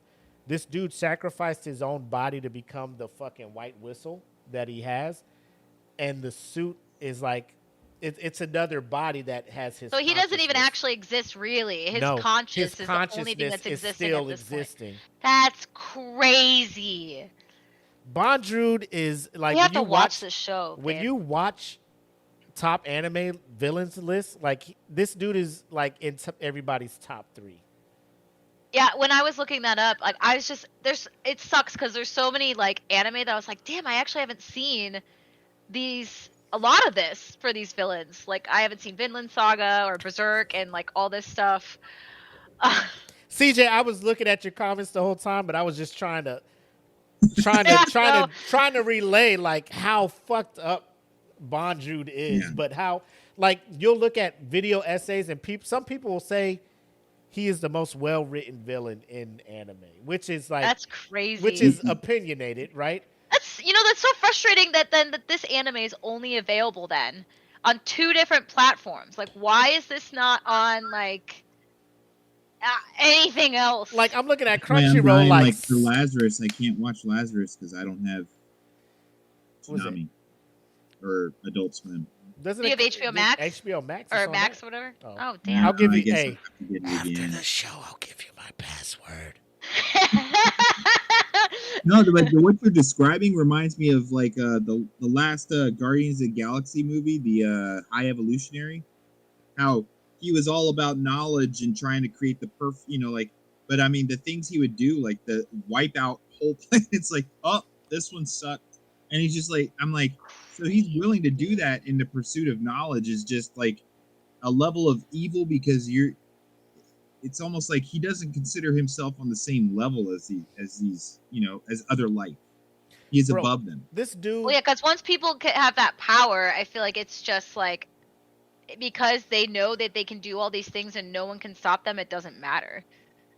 bro, this Yeah. dude, like, he would get fucked up in a fight, right, and congratulate the person, like, oh, you were able to do this to me, and like take notes. Like, he gets fucked up in a fight. Crazy. He's giving this dude congratulations on that. Like, you're Oh, doing let well. me pull out my Yeah, my I'm just. journal. He is the thirst Huh. for Good work, learning man. has contaminated Put that this. away The for another thirst day. for knowledge and learning and observing has contaminated this dude to the point where like anything that happens, he's like, oh, let me. Yeah. And that's how he got to the point where I he's put at out my now. field notes. Fuck, I'm just like, this dude is just That's insane. crazy. But yeah, that's Bondrew number 2 for that's a crazy No, number. good pick. Dan, man. that's your Good number pick. 2. I can't wait to hear your Crazy number number. 1. I know. That's pretty tough to top, man. That guy's like, I mean, sacrificing Vegeta. The cheetah Dahmer, yeah, man. was, yeah. That's That's wild, man. rough, man. crazy. All right, Jackie. Damn. Not saying that's a hard act Gotta to follow. come with it, Jackie. It's time. I know. All right. I know you got something for us. What you got, Jackie? I do.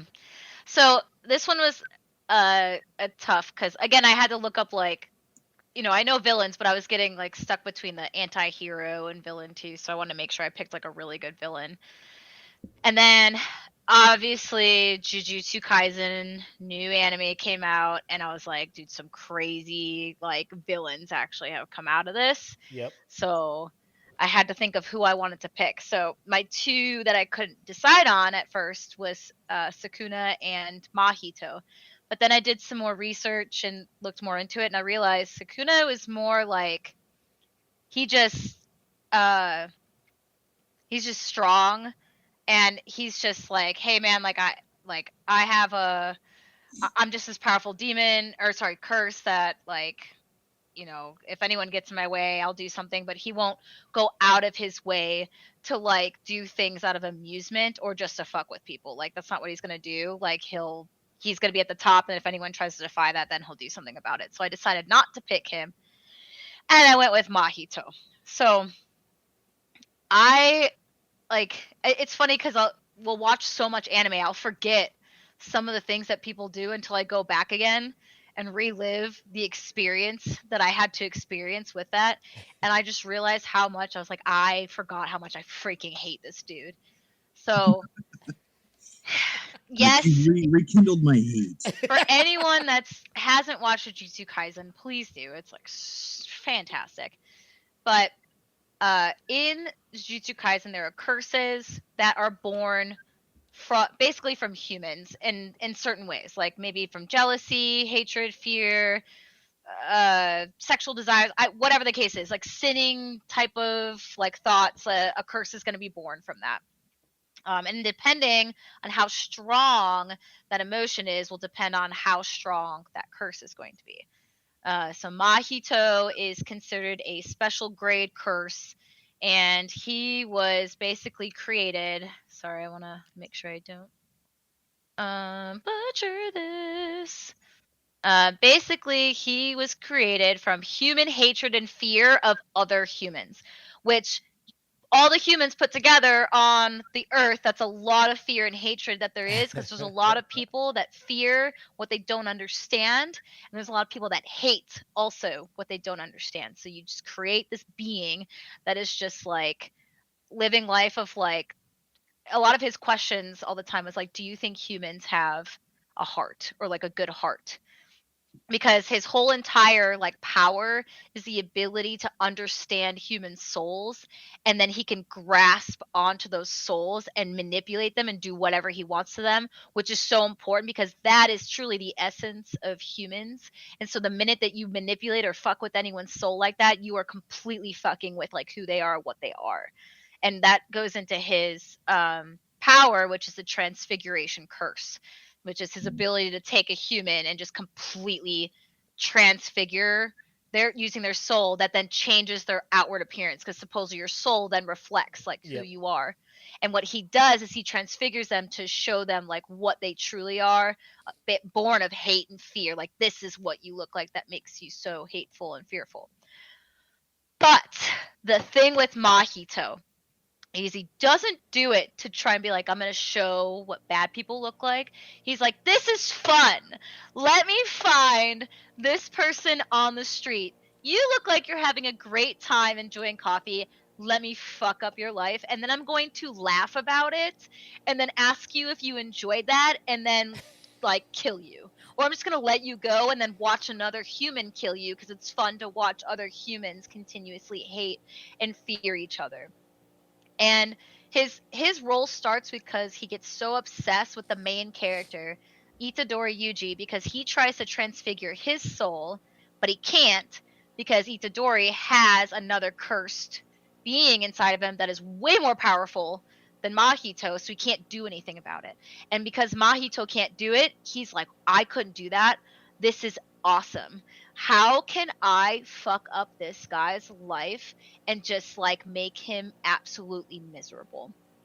So he just like, that's like his whole goal.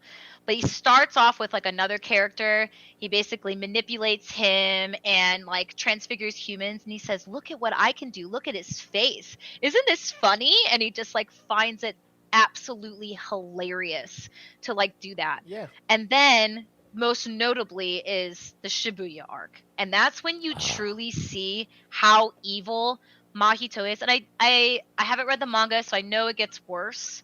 But in the Shibuya arc, Itadori obviously shows up, and Mahito finds out that he's there, and he's like, oh my gosh, Yuji, where are you? Let me show you what I can do. Starts off just like all these humans that are in this bubble. He just finds humans, boom, touches their face, they're transfigured, boom, touches their face.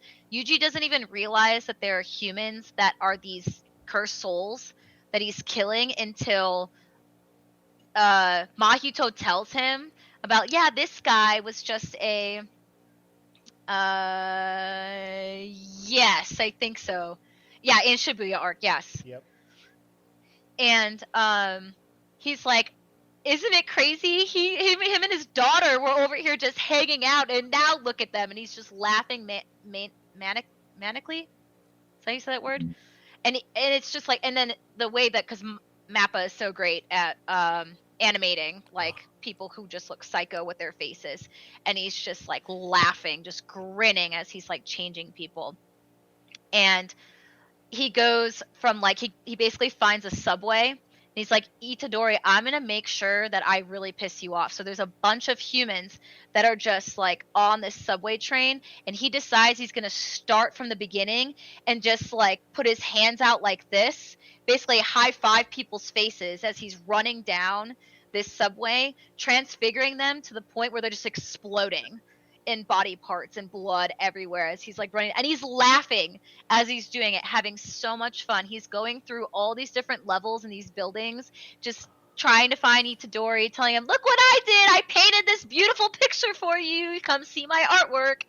And then It kills two characters. And it's one of the saddest deaths. Nanami goes a big one. Oh my gosh. And then he's laughing. Did you And then see? Did you see real quick? Sorry to interrupt. The the voice actor when he recorded that line. Mm-hmm. And Nanami? Yeah, and he Yes. said that line, and the voice actor was like, "Well, my time here on the show is." And the voice actor Dude. looks sad as he walks out of the booth because he's just like, "My Bro. character is gone." Bro, I was so hurt.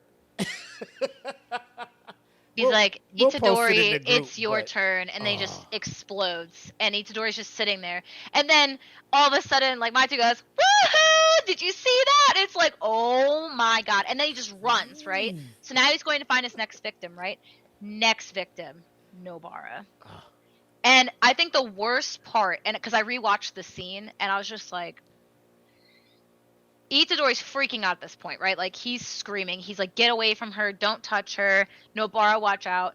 And he's like, watch this. And then he just, like, goes, like, slaps her right in the face. And then it goes through a whole scene where it's, like, really sad. And she's like, hey, Itadori, tell everyone something. I can't remember. And she explodes. You know, the And worst part of that was, like, Nobara landed a hit on him where you're like, fuck his ass up, Nobara. And Mahito was like, oh, she's fucking me up. Let me go run and heal up. And then I'm going to come back and, like, he was almost out of here. That's the part that fucked me up. But go on, Jackie. I'm sorry. I keep jumping in your shit, but No, you I'm can, feeling your shit. please. Like, because this guy is just so bad. Like, this is, when I talk about petty, because I talked about petty for Naraku a little bit, this guy is the ultimate, like, one of the pettiest humans, which I did, I forgot, like, Nanami mentioned something before, like, long time ago. Is like, Mahito is like a child. He's just having fun. This is a playground to him. He doesn't see humans as anything. Like, most cursed spirits don't, but he doesn't even, like, think. He's just like, this is fun.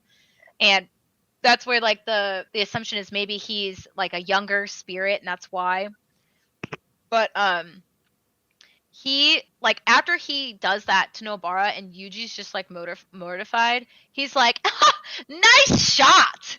I was like, oh my god. It's a Are you, as, like, you're it's a sitting here fucking mortified. game. It's a fucking game to him. It's a whole game. And, like, not only that, like, so he's not just stupid, though. Like, he's not just, like, chaotically doing whatever and then eventually he's just gonna die. Like, he's also very cunning and intelligent as well. Like, he is able to, he's capable of those complex manipulation and strategic thinking for, like, the certain people he's looking for, what he's doing. He has a purpose for everything, and it's a lot of it's surrounded with Itadori. You know, as you're describing it, you know what it reminds me of? The relationship between Joker and Batman. Mm-hmm. Like, Itadori is Mahito's Batman, and he's trying to get him to fucking spaz out, and he's doing everything to get him to react. Yes. That's like, as you're explaining it, I'm just like, it's fucking, the comparison is right there.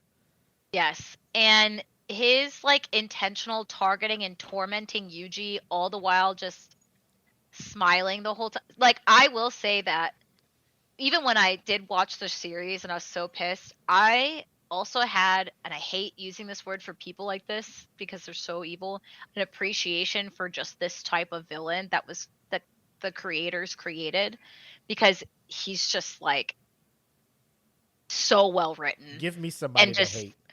The perfect antagonist, I think. Like, there's, like, some villains that are more, I think, like, bigger in the grand scheme of the show, but Mahito, just with his pettiness and just, like, it's a playground, just the way that he goes about, like, he just is so excited to, like, watch humans switch, and he's just laughing and excited about it, and he loves seeing other people's reactions to the death, and just keeps going to get a rise out of people, and is to the most extreme level you could ever think of. I just think he's the most evil person ever. Like, I get it, he's a spirit, but, like, at the same time, like, this dude is just, it doesn't matter. Like, there's no, yes, he was born evil, and that was one of the things, like, that I read, like, Sukuna chooses to be evil. Like, that's his route. Like, he's like, nope, I'm evil and I want to be evil. That's what I do. Mahito was born evil, and so that's where, like, some people are like, yeah, but, like, you know, whatever. But again, like Mahito on the other hand is just like, yeah, I'm evil and now I'm going to take it to the next level and like have freaking fun with this. And it's, I don't know, like he is one of the most diabolical like everything about him is just like it's like when you have a sibling that like just won't freaking leave you alone because they just keep messing with you because they love it and they think it's annoying, and the more that you react, the more they just want to keep going. That is who he is, and it's just so frustrating to like know that once he shows up you don't know what's going to happen or what he's going to do, but at the same time it keeps the show interesting. And He sounds kind of like the kid with the magnifying glass over ants. Like he yeah, views life as just it's just for his Playthings. entertainment. Their Yeah. torment is his entertainment because he doesn't view them as worth anything. They have no value. Humans are worthless. So Yeah. to wipe them out is easy for him. It's nothing. But then to see the reaction on another human's face at the loss of that human, yeah. that's what brings him joy. Or Dude, the entertainment. worst part too, and is I forget which episode this is, but it was in a Shibuya arc. Mahito, as soon as he sees Yuji too, he tries to kiss him. This man, ultimate disrespect on top of that. Like, tries to kiss Itadori as a joke. So he's not even just like killing people, he's also just like, hi, and then he like pretends to like show him love, if you will, just to mess with him. Like, not only is Yuji like going through whatever psychological like trauma right now that he's going through, but then like Mahito just adds on to it, and he's just like, how much more can I like make you feel like you're just breaking apart the seams? And I think it's because Mahito can't do it, so he's just gonna keep figuring out how he can just make him like fall apart. But yeah, that's why I chose him as my number one. He's absolutely diabolical. Good He's pick. sick, Yeah, twisted, definitely.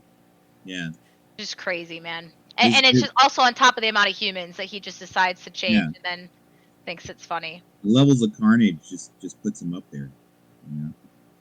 Yep. All right, EJ, number one for you. What you got? All right, my number one comes from Ninja Scroll, and it's Lord Gemma. If you haven't seen Ninja Scroll, it's one of those pillars of anime. It really is. It's an amazing movie.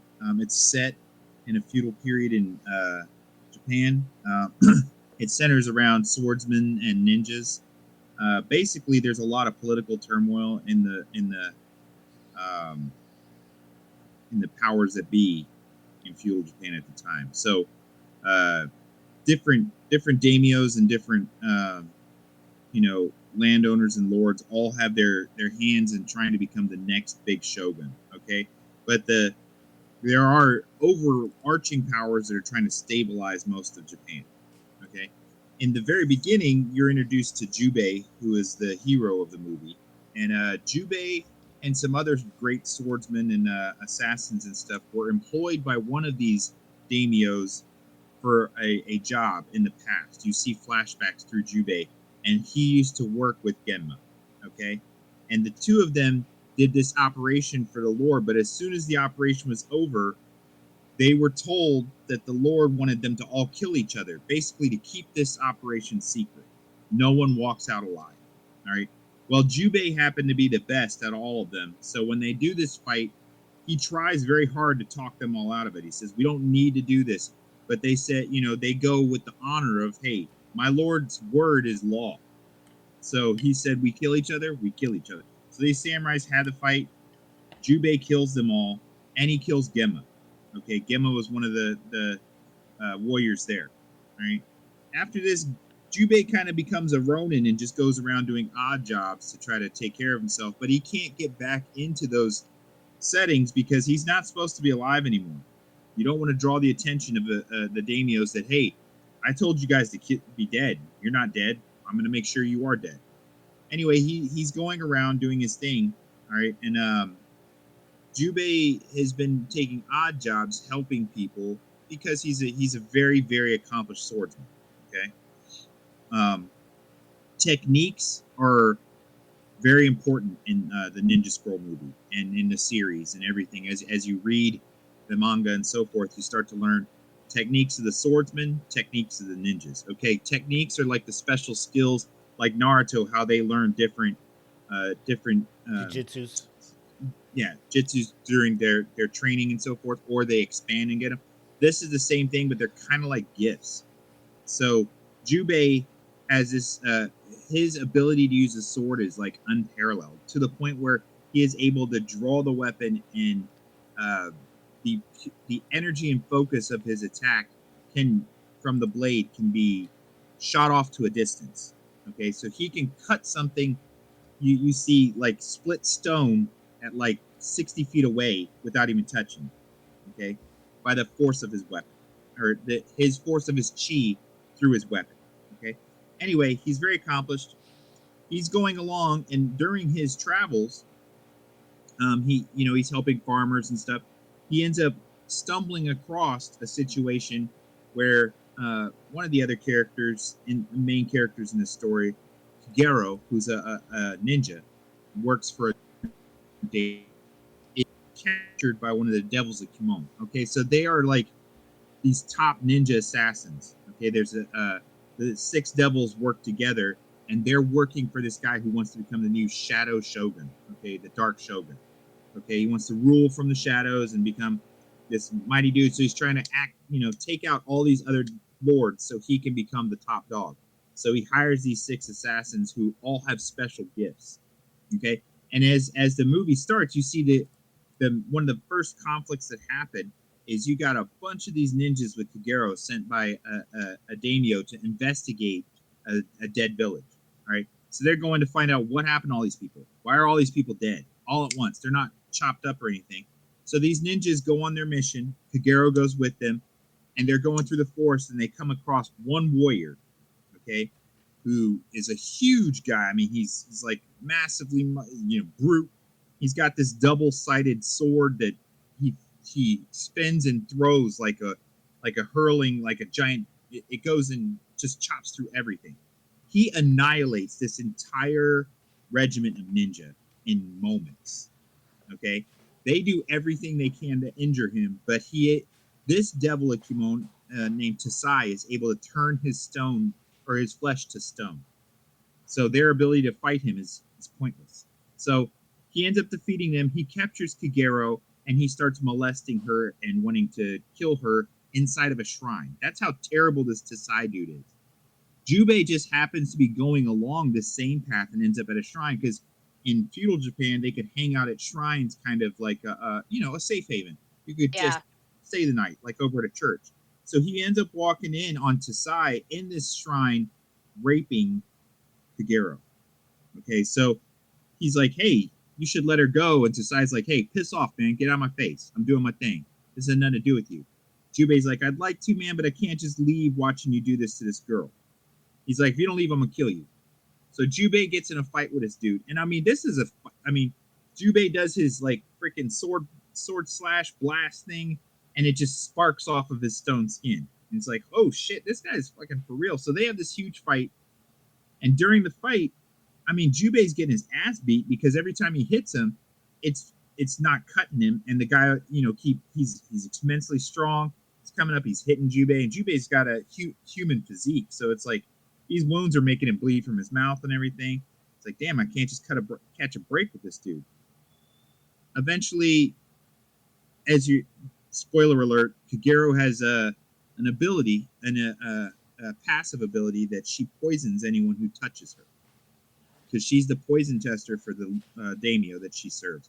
Over the years, she's become toxic.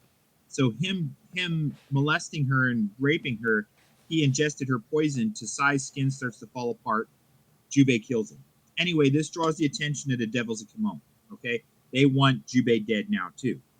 All right. As the story develops, though, you're like, all these devils, they're badass gifts, man. They have techniques that, like the stone skin and the hurled weapon. One has electricity that they shoot with like cables that they wrap around someone and then they electrocute him. Another one is disgusting. His back is got all these holes with these giant hornets that come out of it. Oh, I don't like that. And then there's Shizima, the Shadow Warrior. Oh, I hate all holes. of it is, they have like all these special gifts. Jubei and Kagero are like trying to survive. and find out what the fuck is going on. Meanwhile, you keep hearing Gemma brought up, and Jubei's like, I killed that fool. I'm not worried about it. I killed that fool. And this little old monk who's annoying the whole time keeps saying, oh, he learned a special technique, a very coveted technique. And Jubei's like, I don't care about technique. I took his head off his shoulders. That motherfucker's dead. Okay? But Jubei's the main male Jubei's protagonist, the main right? hero. And I mean, he's a badass. And Sugero, you said, is a female? Sugaro's the ninja girl. She's also very skilled. So the two of them are teaming up to find out what the fuck's going on. How do we stop these guys and this new shadow shogun, this dark shogun, okay? Mm-hmm. So they're trying to figure that all out. Kagero keeps reporting back to her lord. Anyway, as the story develops, you start to meet Gemma, okay? He's just a big dude. He wears a guard arm, which is this metal bracer thing that he wears all the way up his arm, but he is a master of martial arts, okay? But what you learn is Gemma can change his body. And what the old man meant when he was telling Jubei is Gemma has control of every cell in his body. He has reached a technique level where when he's fighting, Jubei is up and puts it back on, it comes back to it's normal. Oh, so it's not like regeneration, but he's able to like... So Jubei did chop his head off, and you see the scar on there. He just put it back on. Gemma can change his appearance, too, to anyone that he has sampled their flesh. He can look like them. So as the story goes on, you're seeing Gemma's been playing the background as different people. He was pretending to be Kagero's lord, the daimyo. That daimyo's been dead for a while. It all carries on to later on. You're seeing Gemma. Gemma is his level of brutality and ruthlessness is like, it's hard to imagine when you're watching. I mean, I thought Ninja Scroll though was like, oh, am I thinking of a different one? A different show? It's only a movie, but there is a series that follows Jubei's travels and focuses on a couple other people. It's not nearly as good as the movie, but I'm thinking of Ninja Kamui. Oh yeah, I know. This whole time I was thinking Ninja Kamui for some reason, but sorry, keep going. I was like, I thought that completely different. Anyway, yes, sorry. That's why I was confused. I was like, I thought, never mind. The levels of evil for Gemma. I mean, like I described Tasai and what he did. He killed those people. He was raping that girl. Tasai is nothing in as far as evil compared to Gemma. Oh, Gemma is not only sleeping with other members of his team, like he's having affairs within his own team of these other devils. Pretend to be a female too sometimes. Exactly. He can be male or female. It's really disturbing, but I mean there's a point in the movie where as the daimyo, pretending to be the daimyo, he's like having sex with some other woman. He is just the levels of debauchery and I have so many shows I need to watch. Using himself. Like you see that he doesn't care about anything. And as the movie progresses and you go along, all the devils of Kimono keep fighting Jubei and he keeps taking each one out. And it's getting down to just Gemma is left. Okay? Gemma don't even care. These are his people and he doesn't care. And he ends up killing the very guy who hired him so that guy could become the Shadow Shogun or whatever. Gemma's like, that's a stupid dream. And he just fucking kills the dude. It's like, the dream to rule Japan is stupid. And he just fucking kills him and all his men. And the final battle between Gemma and Jubei is so good because Gemma is so, I don't know what you call it, high on himself and just feeding into his own ego that he feels he can't be defeated, which technically he can't. Every cell of his body is able to reconstitute himself. So he's unstoppable. Jubei's cutting him to pieces. Jubei actually splits him from the top of his head or from his groin through the top of his head, splits him in half like a loaf of bread. He falls apart. He gets right back up. He's merged back together. So like, but you can tell he's taking his time. He enjoys brutalizing Jubei. Dude, I'm like reading some Reddit stuff right now, and like the reason I picked him is like the level of evil. When you watch, you know Gemma can kill a man with one hit. It shows it in other parts of the movie. Okay, But when he's fighting some of these guys, or especially when he's fighting Jubei, he's fighting to enjoy hurting him, like the pain inflicting on him, the death all around him. He's enjoying every moment of it, and he's so high on himself and his own invulnerability that you're just like so frustrated watching it. You're like, come on, Jubei, come on, you got to be able to kill it. Like Jubei's doing everything, man. Like, and to take to the worst part is Jubei's fighting him, and they're both gonna die. Basically, they're on a burning ship that's sinking. But I don't want to ruin the end but everybody's probably seen it. I don't want to throw spoilers. I haven't seen it, and I do want to watch it. But if you get a chance, it's a 2-hour movie, and the bad guys in this movie are great. And just when you see how powerful each of these devils of Kimon are, to know that Gemma was their leader lets you know just how powerful he was. Facts. Yeah. Because Tasai, like I said, could turn to stone and could throw his hurling sword and just butcher dudes at like dozens at a time. The electrical guy could kill you without you even knowing he's there. There's a girl that causes explosions. There's the guy with the hornets. There's the shadow guy. All of them are bad. And then there's this blind swordsman who is better than Jubei. When they fight, it's one of the best fights in anime sword fighting. Facts. It is so awesome because the guys here. It's from the movie? Yeah. Okay. Oh my god, that fight between those two is brilliant. It's a blind swordsman and Jubei fighting in a bamboo forest. It is awesome. I'm reading some of the Reddit stuff, and I think I know why I never watched some of this stuff, because it's 90s. So I get why, though, I haven't, because one of the comments in the Reddit forum is, I borrowed this movie on VHS to watch for the first time. I was on lunch break at my retail shop, and I popped it in the break room television to watch a little. Totally was not expecting the monster rape scene to play for everyone in the room. There's multiple adult scenes in that movie. TVMA. That makes sense why I never watched it. TVMA. Only because I was so young when anime came out, I wasn't watching shit like that. Plus, my favorite character in the whole thing is Kagero. Kagero's story is so sad but so wonderful. That's a female? Yeah, the female ninja. Because she's a poison tester, she's never known love. She can't touch another she can't kiss another man. You know, because of her poison ability or whatever. That's crazy. Her and Jubei start to have feelings for each other.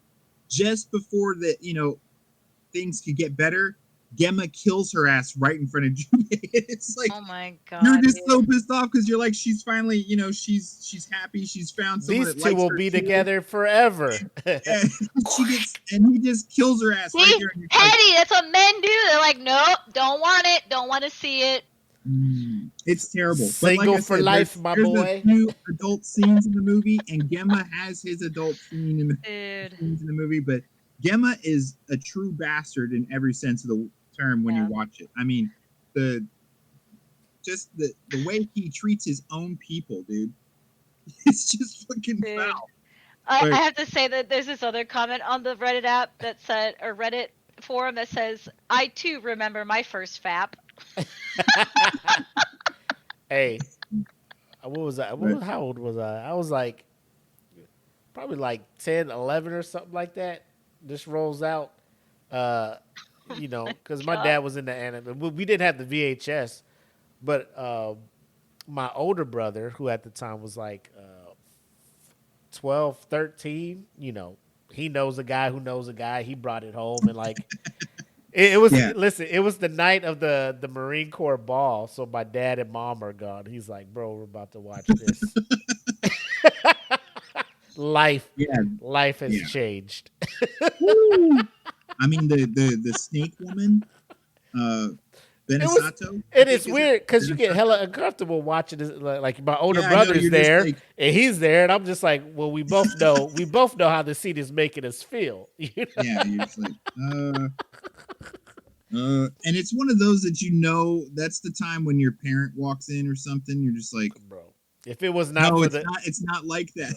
If it was not for the Marine Corps ball being as long as it was, we wouldn't have. Dude, I'm on the bathroom and I'm hearing what you're saying about you and your brother and I'm Bro, dying. he's laughing. on one couch, I'm on the sofa, and we're watching. Like the action is dope. We're like, oh, look at the fucking head cut off, and then like sex starts happening. You're like, It's like, This is when you look at your brother. It's like, should we like go in another room separately? Yeah. Like, should we you separate? never nobody watches. I'm hoping nobody watches porn with their brother. I feel like we both need a moment, and then we can come back and Yeah, you feel reconvene. like We'll feel like you're in reconvene. that moment right there, and you're like, this is something that's not supposed to happen. This is a, Oh, that's funny, man. So, are you going into the bathroom first, or who's? Do I pause it and wait for you to come back, or how's this working? Who's leaving first? So anyway, if staying you here? get a chance, though, check it out. Gemma is That's funny. great villain as far as like being. Oh, I gotta watch no this movie, man. redeeming qualities at all. I Yeah. mean, there is nothing about this man. Even the women that he's sleeping with, he could give two shits about. He kills one of them. He doesn't care about the other. He is terrible to friends, foes, allies, everything. He does not care. So I mean, he is the villain with absolutely no loyalty, no honor at all, and it blows your mind because it's it's set in such an honor-based society, the feudal Japan, where these guys are willing to die because their lord said to die. They were going to kill each other because Lord said to, or I'm going to kill myself because I failed. And Gemma's out there like, I ain't doing none of that shit. I'm just killing all y'all and collecting this gold. It's like selfishness. But that's probably realistically, like, without the powers, what happened back in like feudal anything, absolutely. like back in the day, like So what people happened. like him come out on top because they have nothing to anchor them. They have no weaknesses because they don't give a shit about anybody else. Everyone else is subject to dying for all I care, as long as I succeed. That's all he cared about. As long as I plant my seed. And the whole movie is really, I mean, the whole story is good. The mystery's good. Yeah, I don't know if he can plant seed, but if he does, good God, let's not. He's planting kidney stones. That's what he's planting. Yeah, he's planting something. But yeah, check it out if you get a chance, Jackie. I think you and Steven would like it. It's a little bit on the darker side, but it's. I mean, you're both adults now, so it's cool. Yeah, you're both adults. I mean, we're adults now, so we can watch it. But yeah, that makes sense why I never watched it. Yikes. Yeah, but it is very violent, very violent. Lots of blood and gore. I love the blood and gore, though, always. So you'll be with it. But that was my number one. Damn, that was a good one. Crap. So what do you got for us, Willie? That was a good one. So, like I said, my last two were like 1A, 1B. So since I already talked about Bondrewd, this one is also probably in a lot of people's top 5 for villains. It is Griffith from Berserk. And I'm talking about Berserk 97, like the hand-drawn, animated. There's even like a better done CGI version of it on Amazon Prime, or it's actually on Crunchyroll. You just type the Golden Age, and it'll come up, and you can watch it. I've seen it. Okay. Is that like it's just a remake? Is it the same story? No. It's the story before the Berserk 2017 or 2016 that was all full CGI. So when you watch 2016, like Guts is already out there with the one arm, slashing people with the big sword and all of that stuff, looking for Griffith, right? The Golden Age is the kind of, you see Guts being the mercenary, raiding a town. The band of Hawks show up with Griffith and Casca and the rest of the crew, and they see Guts. They chase him down. Casca is like the right-hand man to Griffith at the time, who's the leader of the band of Hawks. And this guy looks like an angel. Guts gets Guts gets the best of her. Griffith is just like, all right, let's square up. And if I beat you, you work with me. If, not, you're on your way. Guts feeling himself like the mercenary who has never lost, right? Loses to Griffith, right? So Guts is like, fuck it, I'll work for you. While working alongside Griffith, Guts kind of looks up to him like, hey, this is the guy, somebody I want to be like, I aspire to be like, while Griffith looks at him as my perfect right hand. He's going to help me obtain the things I want to. Because when you look at Griffith's backstory, he was like a kid on the street in the back alley, comes across that magical egg, the bee or Behirit or whatever. Yeah, Behirit. And it's one of those things where you pick it up and you kind of have a thought like, hey, I want a kingdom of my own. The egg is just like, bet, I can get that for you, but you're going to owe me, right? Later down the line. So he's wearing this egg around his neck, going out, got this crew. They're kind of mercenaries for hire. They go out and do things for the highest bidder, conquering kingdoms for other people and stuff like that. Throughout their escapades, Casca, who was Griffith's right-hand soldier, gets jealous a little bit of Guts becoming that. They kind of butt heads for a bit, but essentially they become fond of one another. Griffith sees that. He's not happy because he's like, it's almost, depending on where you look at online, some people assume that Griffith kind of had a thing for Guts and whatnot and was jealous that Casca was moving in. But I forget where it was at, but at one point after they finished one battle, they're being celebrated, they're being honored, they're getting, they're eating the finest things, they're wearing the finest linens. Guts is just like Miles Morales in Spider-Verse, like, nah, I'm gonna do my own thing. He wants to go and do his own thing so he can be looked at as an equal to Griffith rather than a follower. Right. So he starts leaving. The Band of Hawks shows up like, bro, you're not leaving us. He's like, bro, I swear to God, I'm out. And then Griffith's just like, 1v1 me, bro. And if you win, you get the bounce. And then Guts beats him, right? So Griffith doesn't like that. So the kingdom that they just fought for, like the king that just paid him and stuff, he has a daughter, Princess Charlotte. Griffith is like beside himself because he lost his ace, right? He's upset. The princess has shown interest in him throughout the night, right? So it's raining. Griffith shows up. He's like, yo, princess, you up? Right? She's like, all right, cool, come in. 2 a.m. text. You up? Yeah. So now it's he takes advantage of her for YouTube's algorithm, right? And as he's taking advantage of her, people are aware and they go get the king. And now Griffith is like thrown in this dungeon. Like they cut all his tendons and stuff. He can't move his joints. He's pretty much just malnourished, sitting in there with a helmet on his head. Like it is the dungeon of all dungeons, right? The Band of Hawks come across Guts again and they're just like, Guts, they got our boy. And Guts is like, not my boy Griff. Let's go save him. So they go raid the dungeon. They save him. They're trying to escape. I don't know. They're in the wagon. They hit a bump. Griffith flies out of. No, Griffith like starts trying to move, and starts trying to have relations with Casca, right? And Casca's like, "Yo, what the hell is wrong with you? Like, get off of me." So he's upset. Like he's just looking. I don't know what he made that move for, but I think he's trying to do something to make Guts feel bad. Like I think he feels bad that Guts left him, so he's trying to do something to hurt Guts because Guts hurt him. Casca's like, get off me, bro.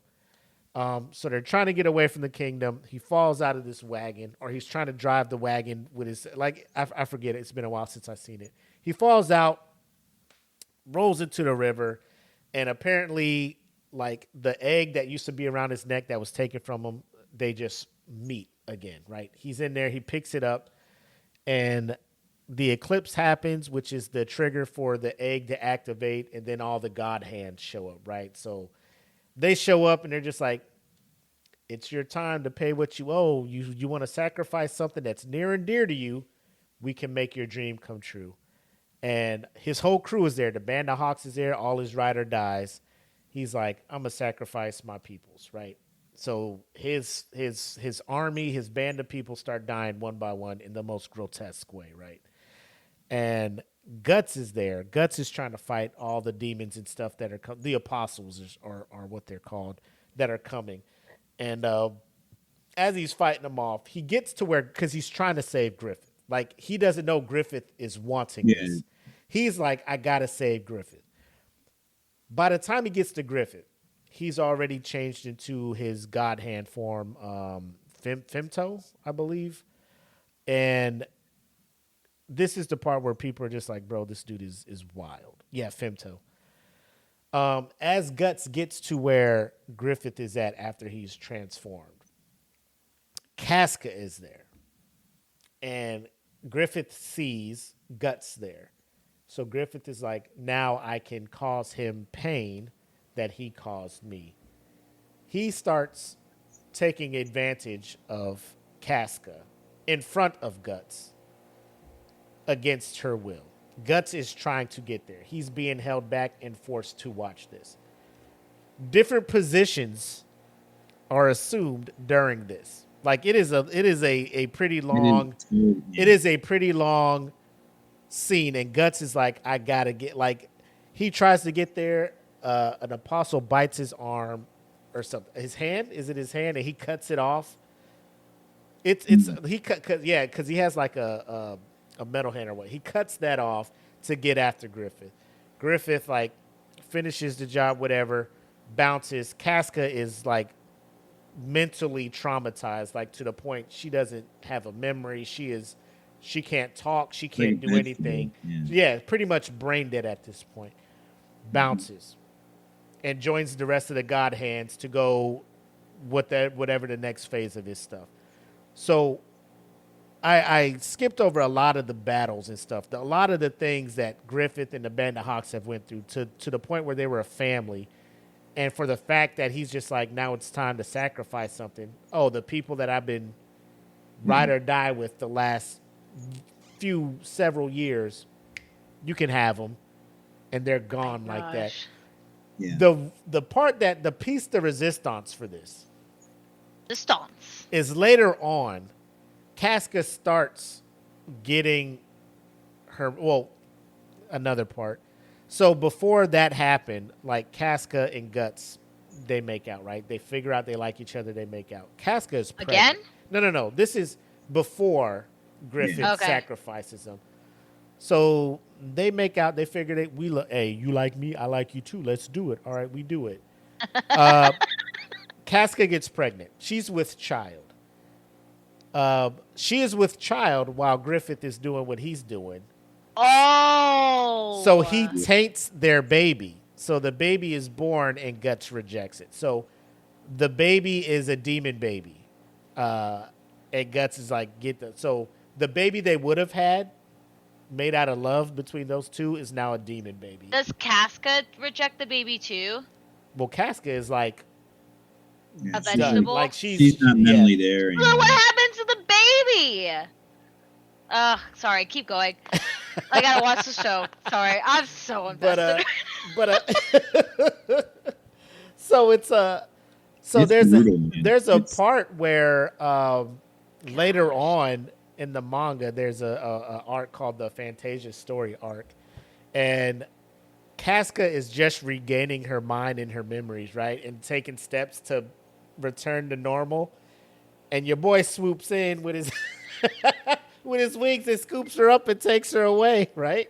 And Guts is just like, so it's so bad. He just keeps following Guts, like, how can I fuck with this dude more and more? So he just wants to like Guts is just like, Casca's, all right, you're coming back. You're starting to remember what the fuck. Whoop. So, oh, you feeling better? Let me go ahead and fuck you up again. So that's why, to me, like, when I'm looking at Bondrewd and Griffith, like, it's 1A, 1B, but I think the dice rolled how it's supposed to roll. Like, when you watch all of the Golden Age and you see everything they've been through and you see the bond they all have, they are a damn family. And to the point where Guts leaves, but he's still so down with his crew. Like, they come to him like, we help us save Griffith. Like, you're our dude. But the whole time, Griffith, it didn't matter. He was always from the beginning. He knew whenever he got the opportunity to sacrifice something, he knew what he was going to sacrifice, his people. And he did, Guts wasn't a part of that, right? Because he decided to leave. No, So he Well, was. got. no, building 'Cause up he to was that, there. like you see the things I know that he's Griffith, there, but since he left, is he included in that sacrifice still or no? yes, Yeah, but he Okay. fought them off. leading up Oh, to okay. that, through the golden age and stuff, or the golden period, whatever, golden age, I think, you see all the little signs of Griffith asking them. He asks Guts to go and murder a kid, and Oh, the queen's son. yeah, Oh, it's all for his own benefit. Gain. It's all for his growth. From the beginning, when he got the egg, that's like a constant subconscious feeding into him that they're going to give him make all of his dreams come true. And his only focus is to rule everything. He wants to become the top. So the egg wasn't really controlling him. He No, it's just more like was a so obsessed suggestion. with what the egg could give him. Yeah. So really, it was him though that was still making the decisions. It's not like Oh, he was yeah, being dude. subconsciously controlled. Yeah, it was Yeah. just the stuff he said. I mean, Casca's been by his side since the beginning, dude. Like, you could tell she was enamored with him. Yeah, Not so much like she wanted to be with him, but she loved him like respected. out of respect. Like, Yeah. she wanted him to be her king. You know, like, I will follow this man to the end of the world. And then for him to turn around and brutalize her like that was just, it's disgusting. I mean, Griffith is just the worst, dude. He's like straight up the worst. Yo. It's like, That'd be wow. like you deploy and you see some shit with your peoples, right? Like you're bonded for life, and then it's just like, hey, if you give up some people, I can make it. Hey, all my people I rolled with, Yeah, get here, rid take of them. them. Like, oh Like, my holy god. fuck, bro! Like, and that's the part where I'm just like, you see some stuff, brother in arms, sister in arms, a level of respect as far as your talent on the field, because like he was known as like the Falcon of Light or something like he had Yeah, that's what I the saw. most like his ability with the sword was only second to Guts at that point. Like The White Falcon. yes, him and Guts hand in hand. Guts was more ruthless, like Yeah. just energy. Like Griffith was Griffith's such a power, dude. tactician. He was such a he's- tactician, like on the battlefield, his battle plans, his strategy. He was Yeah. taking over fortresses that were just known to everybody as being impenetrable. He was just like, oh, this is how we're going to get him. We're going to draw him out, do X, Y, and Z, get the king out here, kill the king, and we had it. And it was just so, he was on next level tactician, but he was also no slouch with the sword. Guts was also like, that's why they were both looking at each other like, this is my equal out here. Like, that's why Griffith didn't want him to leave, because Griffith was like, you're going to help me gain a kingdom, because that was his goal as a kid. Guts is like unparalleled strength and drive. Right. And Griffith is unparalleled strategy and focus. Yep. I mean, that guy was like, it's almost like the egg gave him They completed like, each the other. ability to like, I don't know, like he could plan things out, and it just always seemed to like, even though his army wasn't as great as the other armies, his plan would always circumvent that size difference or the defensive differences, and he'd win. It was like he couldn't lose for. Yeah, that's it's exactly they play off each other perfectly. Like Willie said, that's a nail, hitting the nail on the head. They're like equals. They're the only equals in the battlefield. Maybe not the exact skills set that make them equal, but Griffith's mental ability. Where one lacks, the other one picks up. Exactly. They're like, because like there are battles where the other army sends out this behemoth of a motherfucking person. Yeah. Right. And Guts is the only motherfucker that has the tenacity and the brute strength to get rid fearless. of this dude. Yeah. Right. He's ready to go. Right. He's ready to. And like Griffith is not that. Like if Griffith had time to think and figure out how to take him out, cool. But in the heat of the battle, like this dude's charging at Griffith. Here comes Guts. He's like, I got this dude. So the eclipse scene in that is like one of the most difficult scenes to watch. It is when you're looking at it, because one, like just the what's happening, and then two, you put yourself in Guts' position. Like bro, like I get it. It's a You know, nightmare. like Griffith didn't need to do that. He was already a god hand. He could have Yeah. bounced, but he was just like, let me fuck with this guy real quick. His So vendetta against Casca and Guts was just like he couldn't stand the fact that there would be any happiness without him in it. yeah, On round 2 now. So that's crazy. Anyway, vicious. great pick. But yeah, Great pick. so he's When my I saw number you one. put that down, I was like, Willie got my Yeah. favorite. My Well, like I favorite. said, when you guys put some of your villains down, I was like, oh, damn, I haven't seen any of these. I'm excited. This is gonna be Yeah, it's- interesting. it's- it's- It's like it's a for good once, watch. like there's animes like I have no idea about for any. Usually at least 75-80%. I'm like No. I've watched. The But, like, dope this thing like, is, two of 25%. EJ's were movies, so it's like a 2-hour watch, and you get the whole story. Yeah. Although EJ's always got like the 90s ones that like again like I watched some 90s, but I never watched the like true 90s gems that are more adult. Right. Because again, when I started watching anime, I was 8. Yeah. And I could never get away with watching any of that on. They're like the pick for Berserk and stuff. They're like the, I don't know, like I said, the foundation for a lot of anime, because Yeah. they were at a time when there wasn't so much popularity as far as like Shonen Jump and stuff.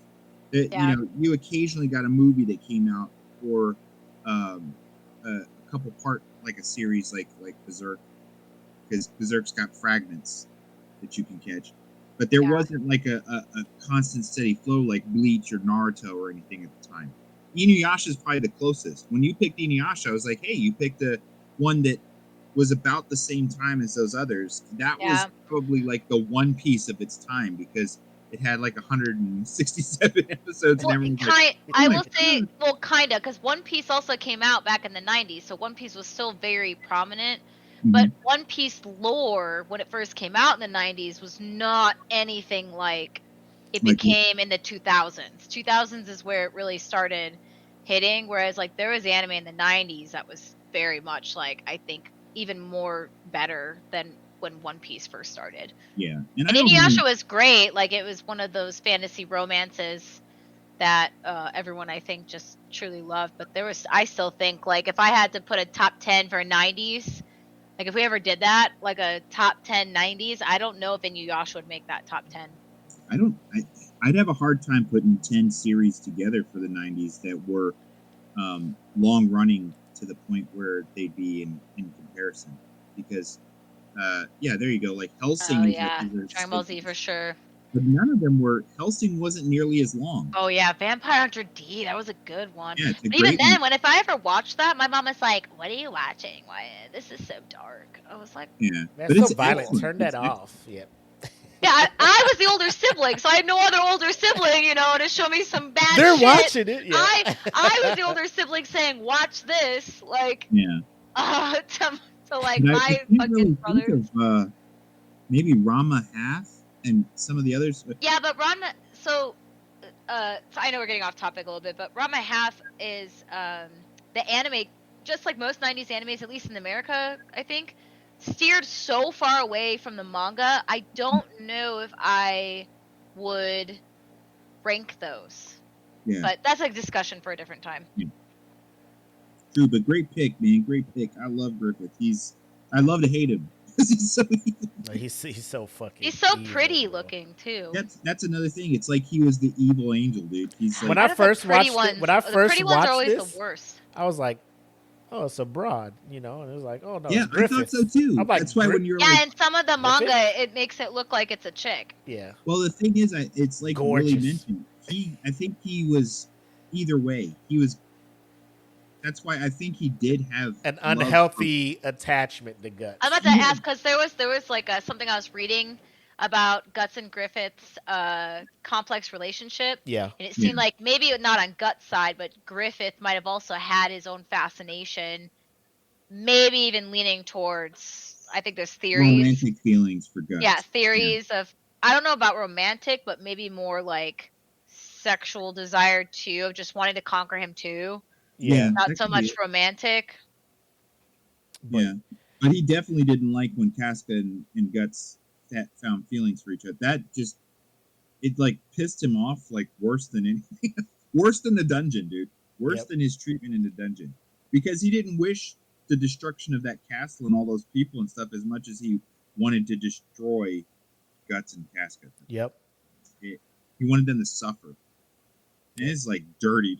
It's like, And then they made us suffer with Berserk 2016. Yeah. So God. it's bad. I just think they need to finish it with the hand drawn stuff they did with Berserk 97, and everything would be cool. But we still have the manga, so after you read Golden Age and the Black Swordsman arc, up until when Berserk 2016. The manga's still ongoing? I don't think it is. I think I I gotta think check. it ended. Yeah, I think it ended. I don't know if they're trying to pick it back up. I gotta check. It's one of those mangas where I think it may. I thought the think I got it mixed creator up. for Berserk, was it the creator that died for Berserk? Or what was that? What's that anime or show that I'm thinking? Let me check. Yeah, he died. The creator of Berserk died May 6, 2021. It was like a traumatic thing because Berserk didn't finish. That's what it was. Berserk wasn't done yet, I think, and he died, I thought, before it actually ended. So it's Because I think a lot continuing. of people were waiting to see if as the Dark Sword or the Black Swordsman, if he was ever gonna assume the role like the the Death Knight or the Skeletal Knight King or whatever his name. What was his name? Oh, Yeah, I he gotta go back died and in check that. 2021 at age of 54 and left his ongoing series Berserk unfinished. so it's going on, but as it's continuing, they're crediting as the ongoing work of Okay. original work by Kentaro Miura.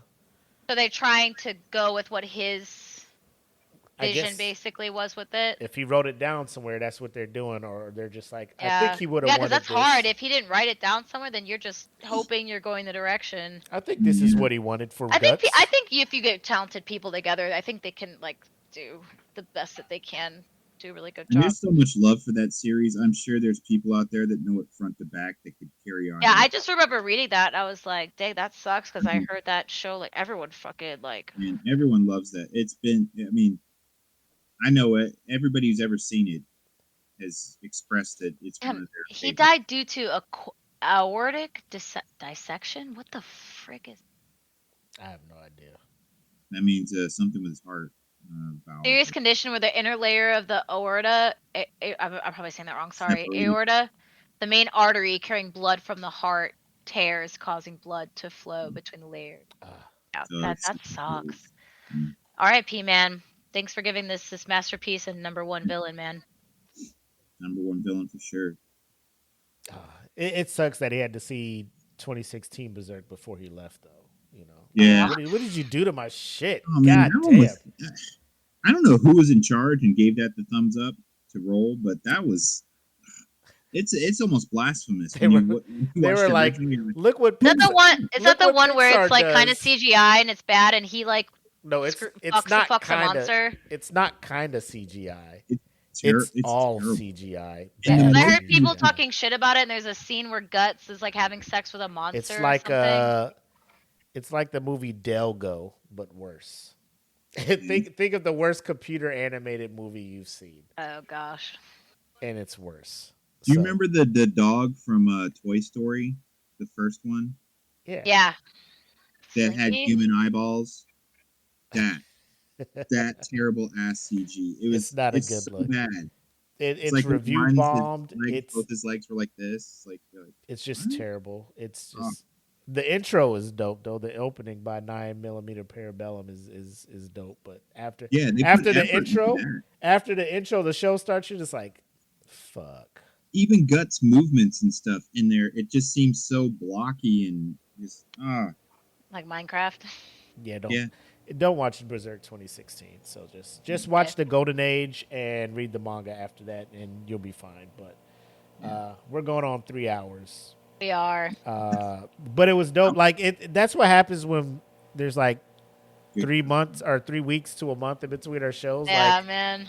All this shit just gets built up, and we're just like, ah, la, la, la. So This will probably be a two-parter because we don't want anybody sitting down trying to listen to a 3-hour podcast. So expect part 1 and part 2 of this. But like I said, like when you talk about these villains, we sit there and we debate who's on our list, and it's usually people that we pick because they gravitate to a piece of us. There's something that they do that makes them stand out for others. Because we could easily All Might or Muzan or like just easy picks. But sitting down, taking the time to really weigh these out, solid picks across the board. Well done. Absolutely. Can we say, I know we're going on 3 hours. Yes. We don't have to go into detail with our honorable mentions. Can we just say what they were and just quick sentence or so of why? Is that okay? Yes. Go ahead. My first honorable mention is a quick one, but then I'll go to my actual honorable mention. When I talked about Madara, I do want to say I think the ultimate villain for that, though, is actually Kaguya and Black Zetsu. Because the whole reason why Madara went on his killing spree, well, not killing spree, but his whole thing, is because Black Zetsu, which was designed by Kaguya, had him manipulate the Uchiha tablet that was incorrect, saying what peace actually would be. And so Madara was like, oh, that's what I want to do. And then ultimately, Madara was tricked at the end to then resurrect Kaguya, which I thought was crazy. I just didn't choose them because they're kind of like spirits and entities, and they didn't really like.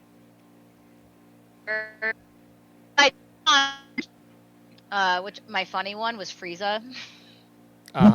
Because I'm sorry, like I think it's funny because like Frieza's just a funny character to me because Frieza just keeps coming back, and at this point Frieza's become a comical character, even like Super for me. But also when you do think about it, Frieza is like a true villain. Like Frieza's diabolical and fucking petty as hell, and just cares about like just Goku. It becomes his like soul. I want to be better than you, and that's why he keeps coming back, and that's why I think Frieza is just like deserves at least some recognition. Okay. What you got, EJ? You got an honorable mention? I do. Dracula from Castlevania.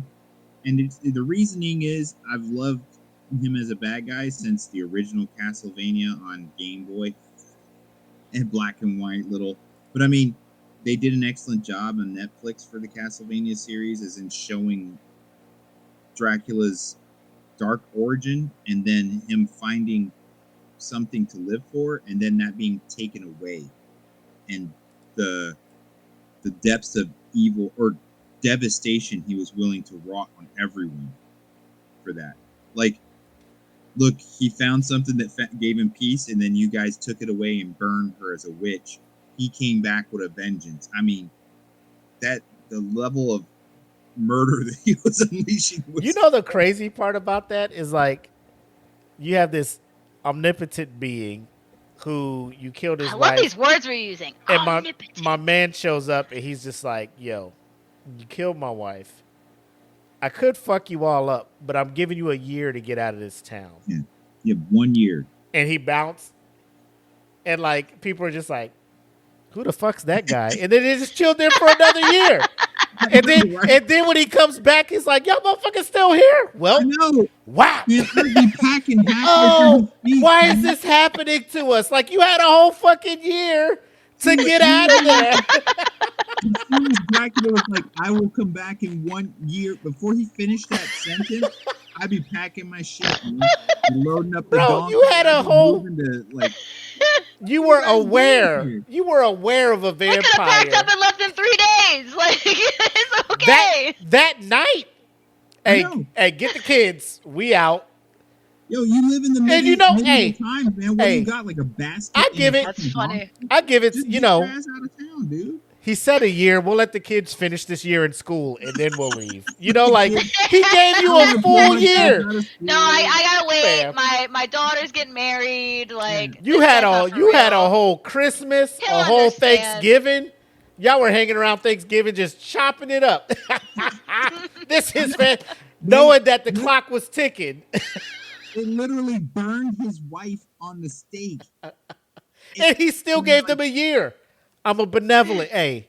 A year's a long time. I know. They could have been on the other side of the They're planet by stupid. then. I'm man. sorry. That's their fault. That is Yep. their fault. And then he That's comes not- back, like, I can imagine he just, like, he comes back, he's like, this town better be, holy fuck.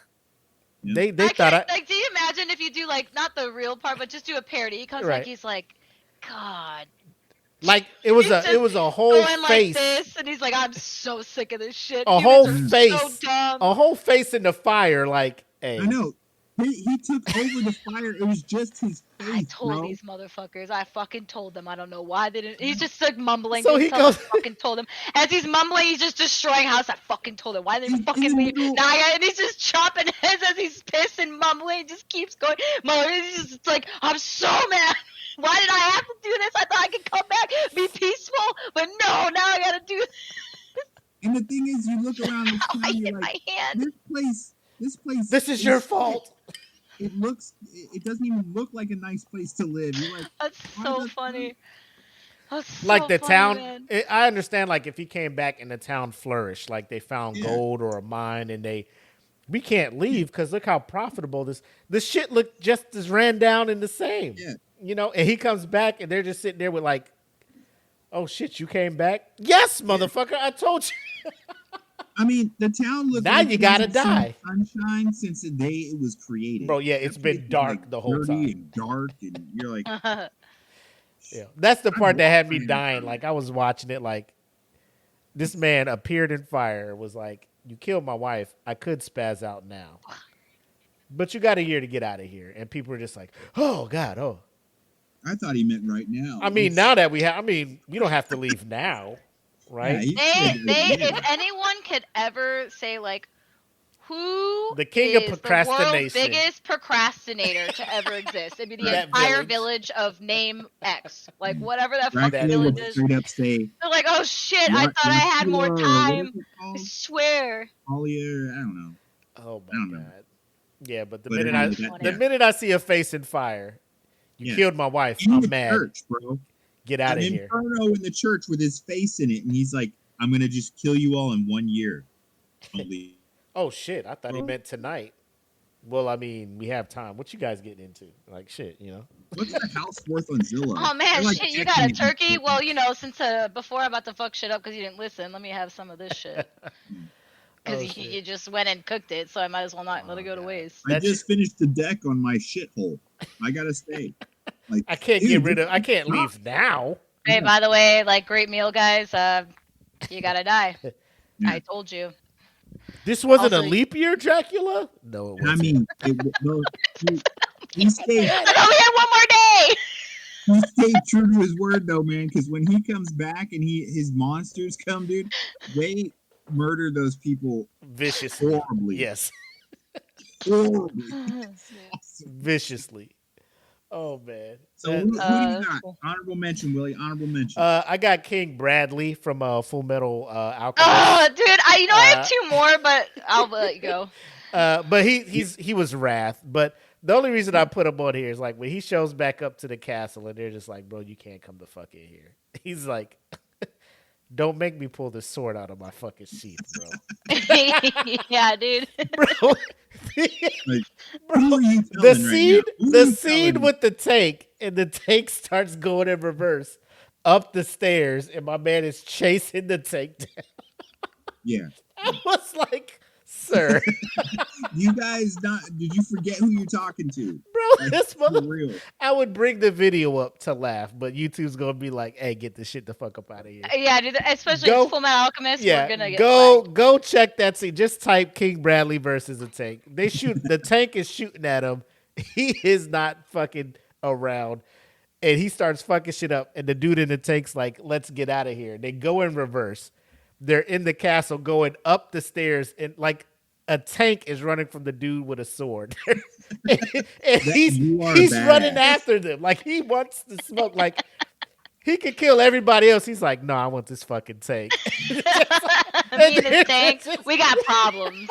Did you shoot at Y'all night? gotta come out Now sometime. you gotta die. You know, he's chasing this Who shit brought down. this tank in the house? This is supposed to be outside.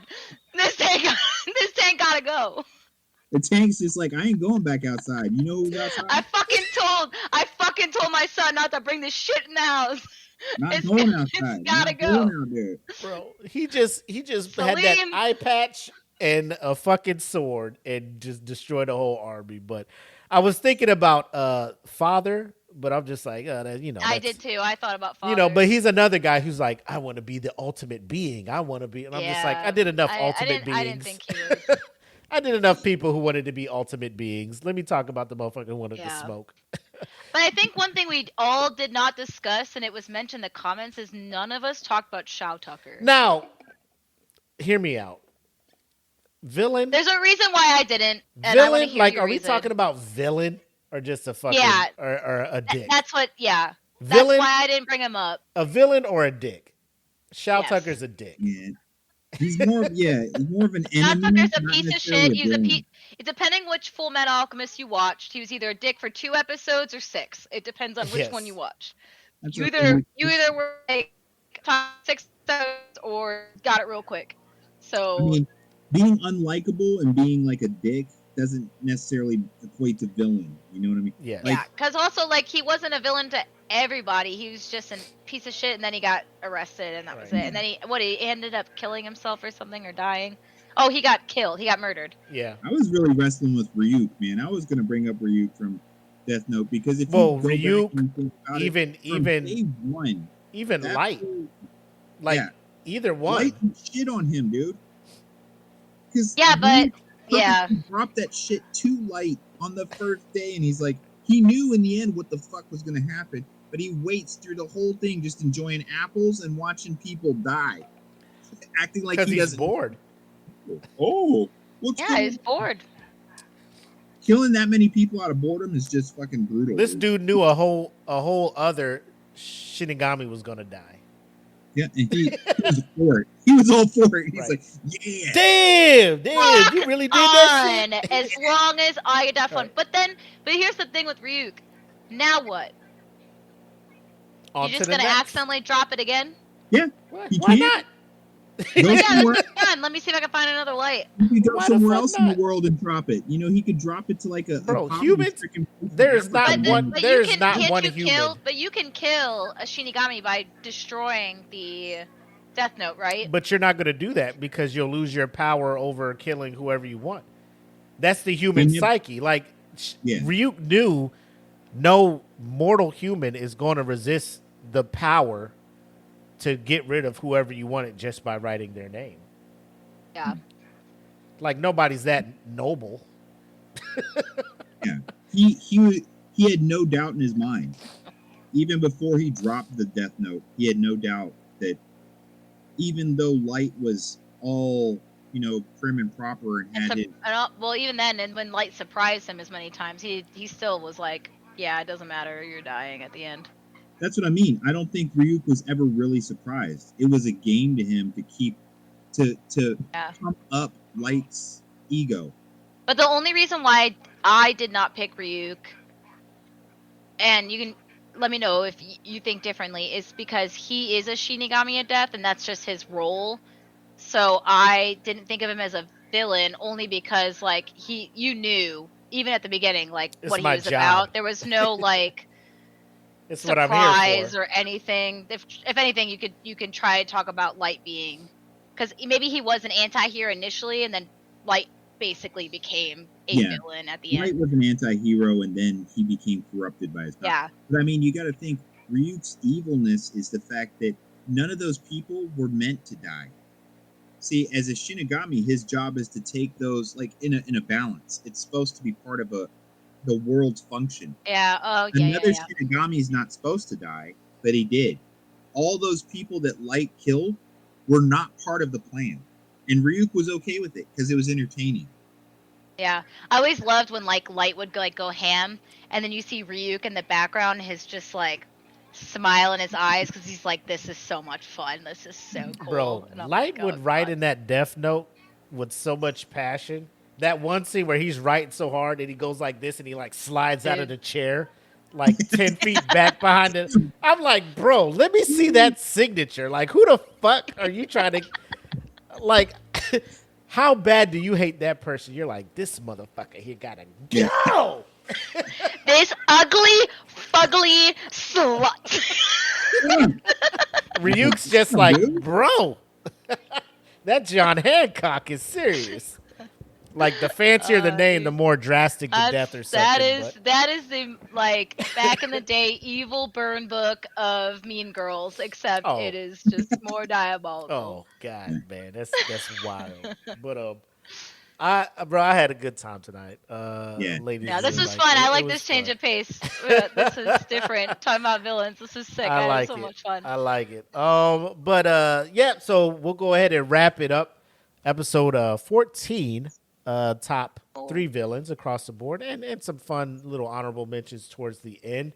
If you're watching, throw your top 3 down there in the comments. I know we had some people in here. Shout out to Jen, CJ, Black, all the rest of the crew who tapped in with us live tonight. And next episode, we'll let you know what it is. Like, we're all busy. We talked about it in the beginning of the show. And we'll let you know when the next episode is and what the topic is, so you can go ahead and prep as well. But unless you guys have anything else to add. No? Good to go. Nah. All right. As always, I'm the homie Mac, a.k.a. your boy. As always, joined by my man EJ and bookend by the fabulous Jacci. And this has been Eat the Cake Anime, and we'll catch you guys on the next time. In the meantime, check out some anime, and see you later. Peace. Peace.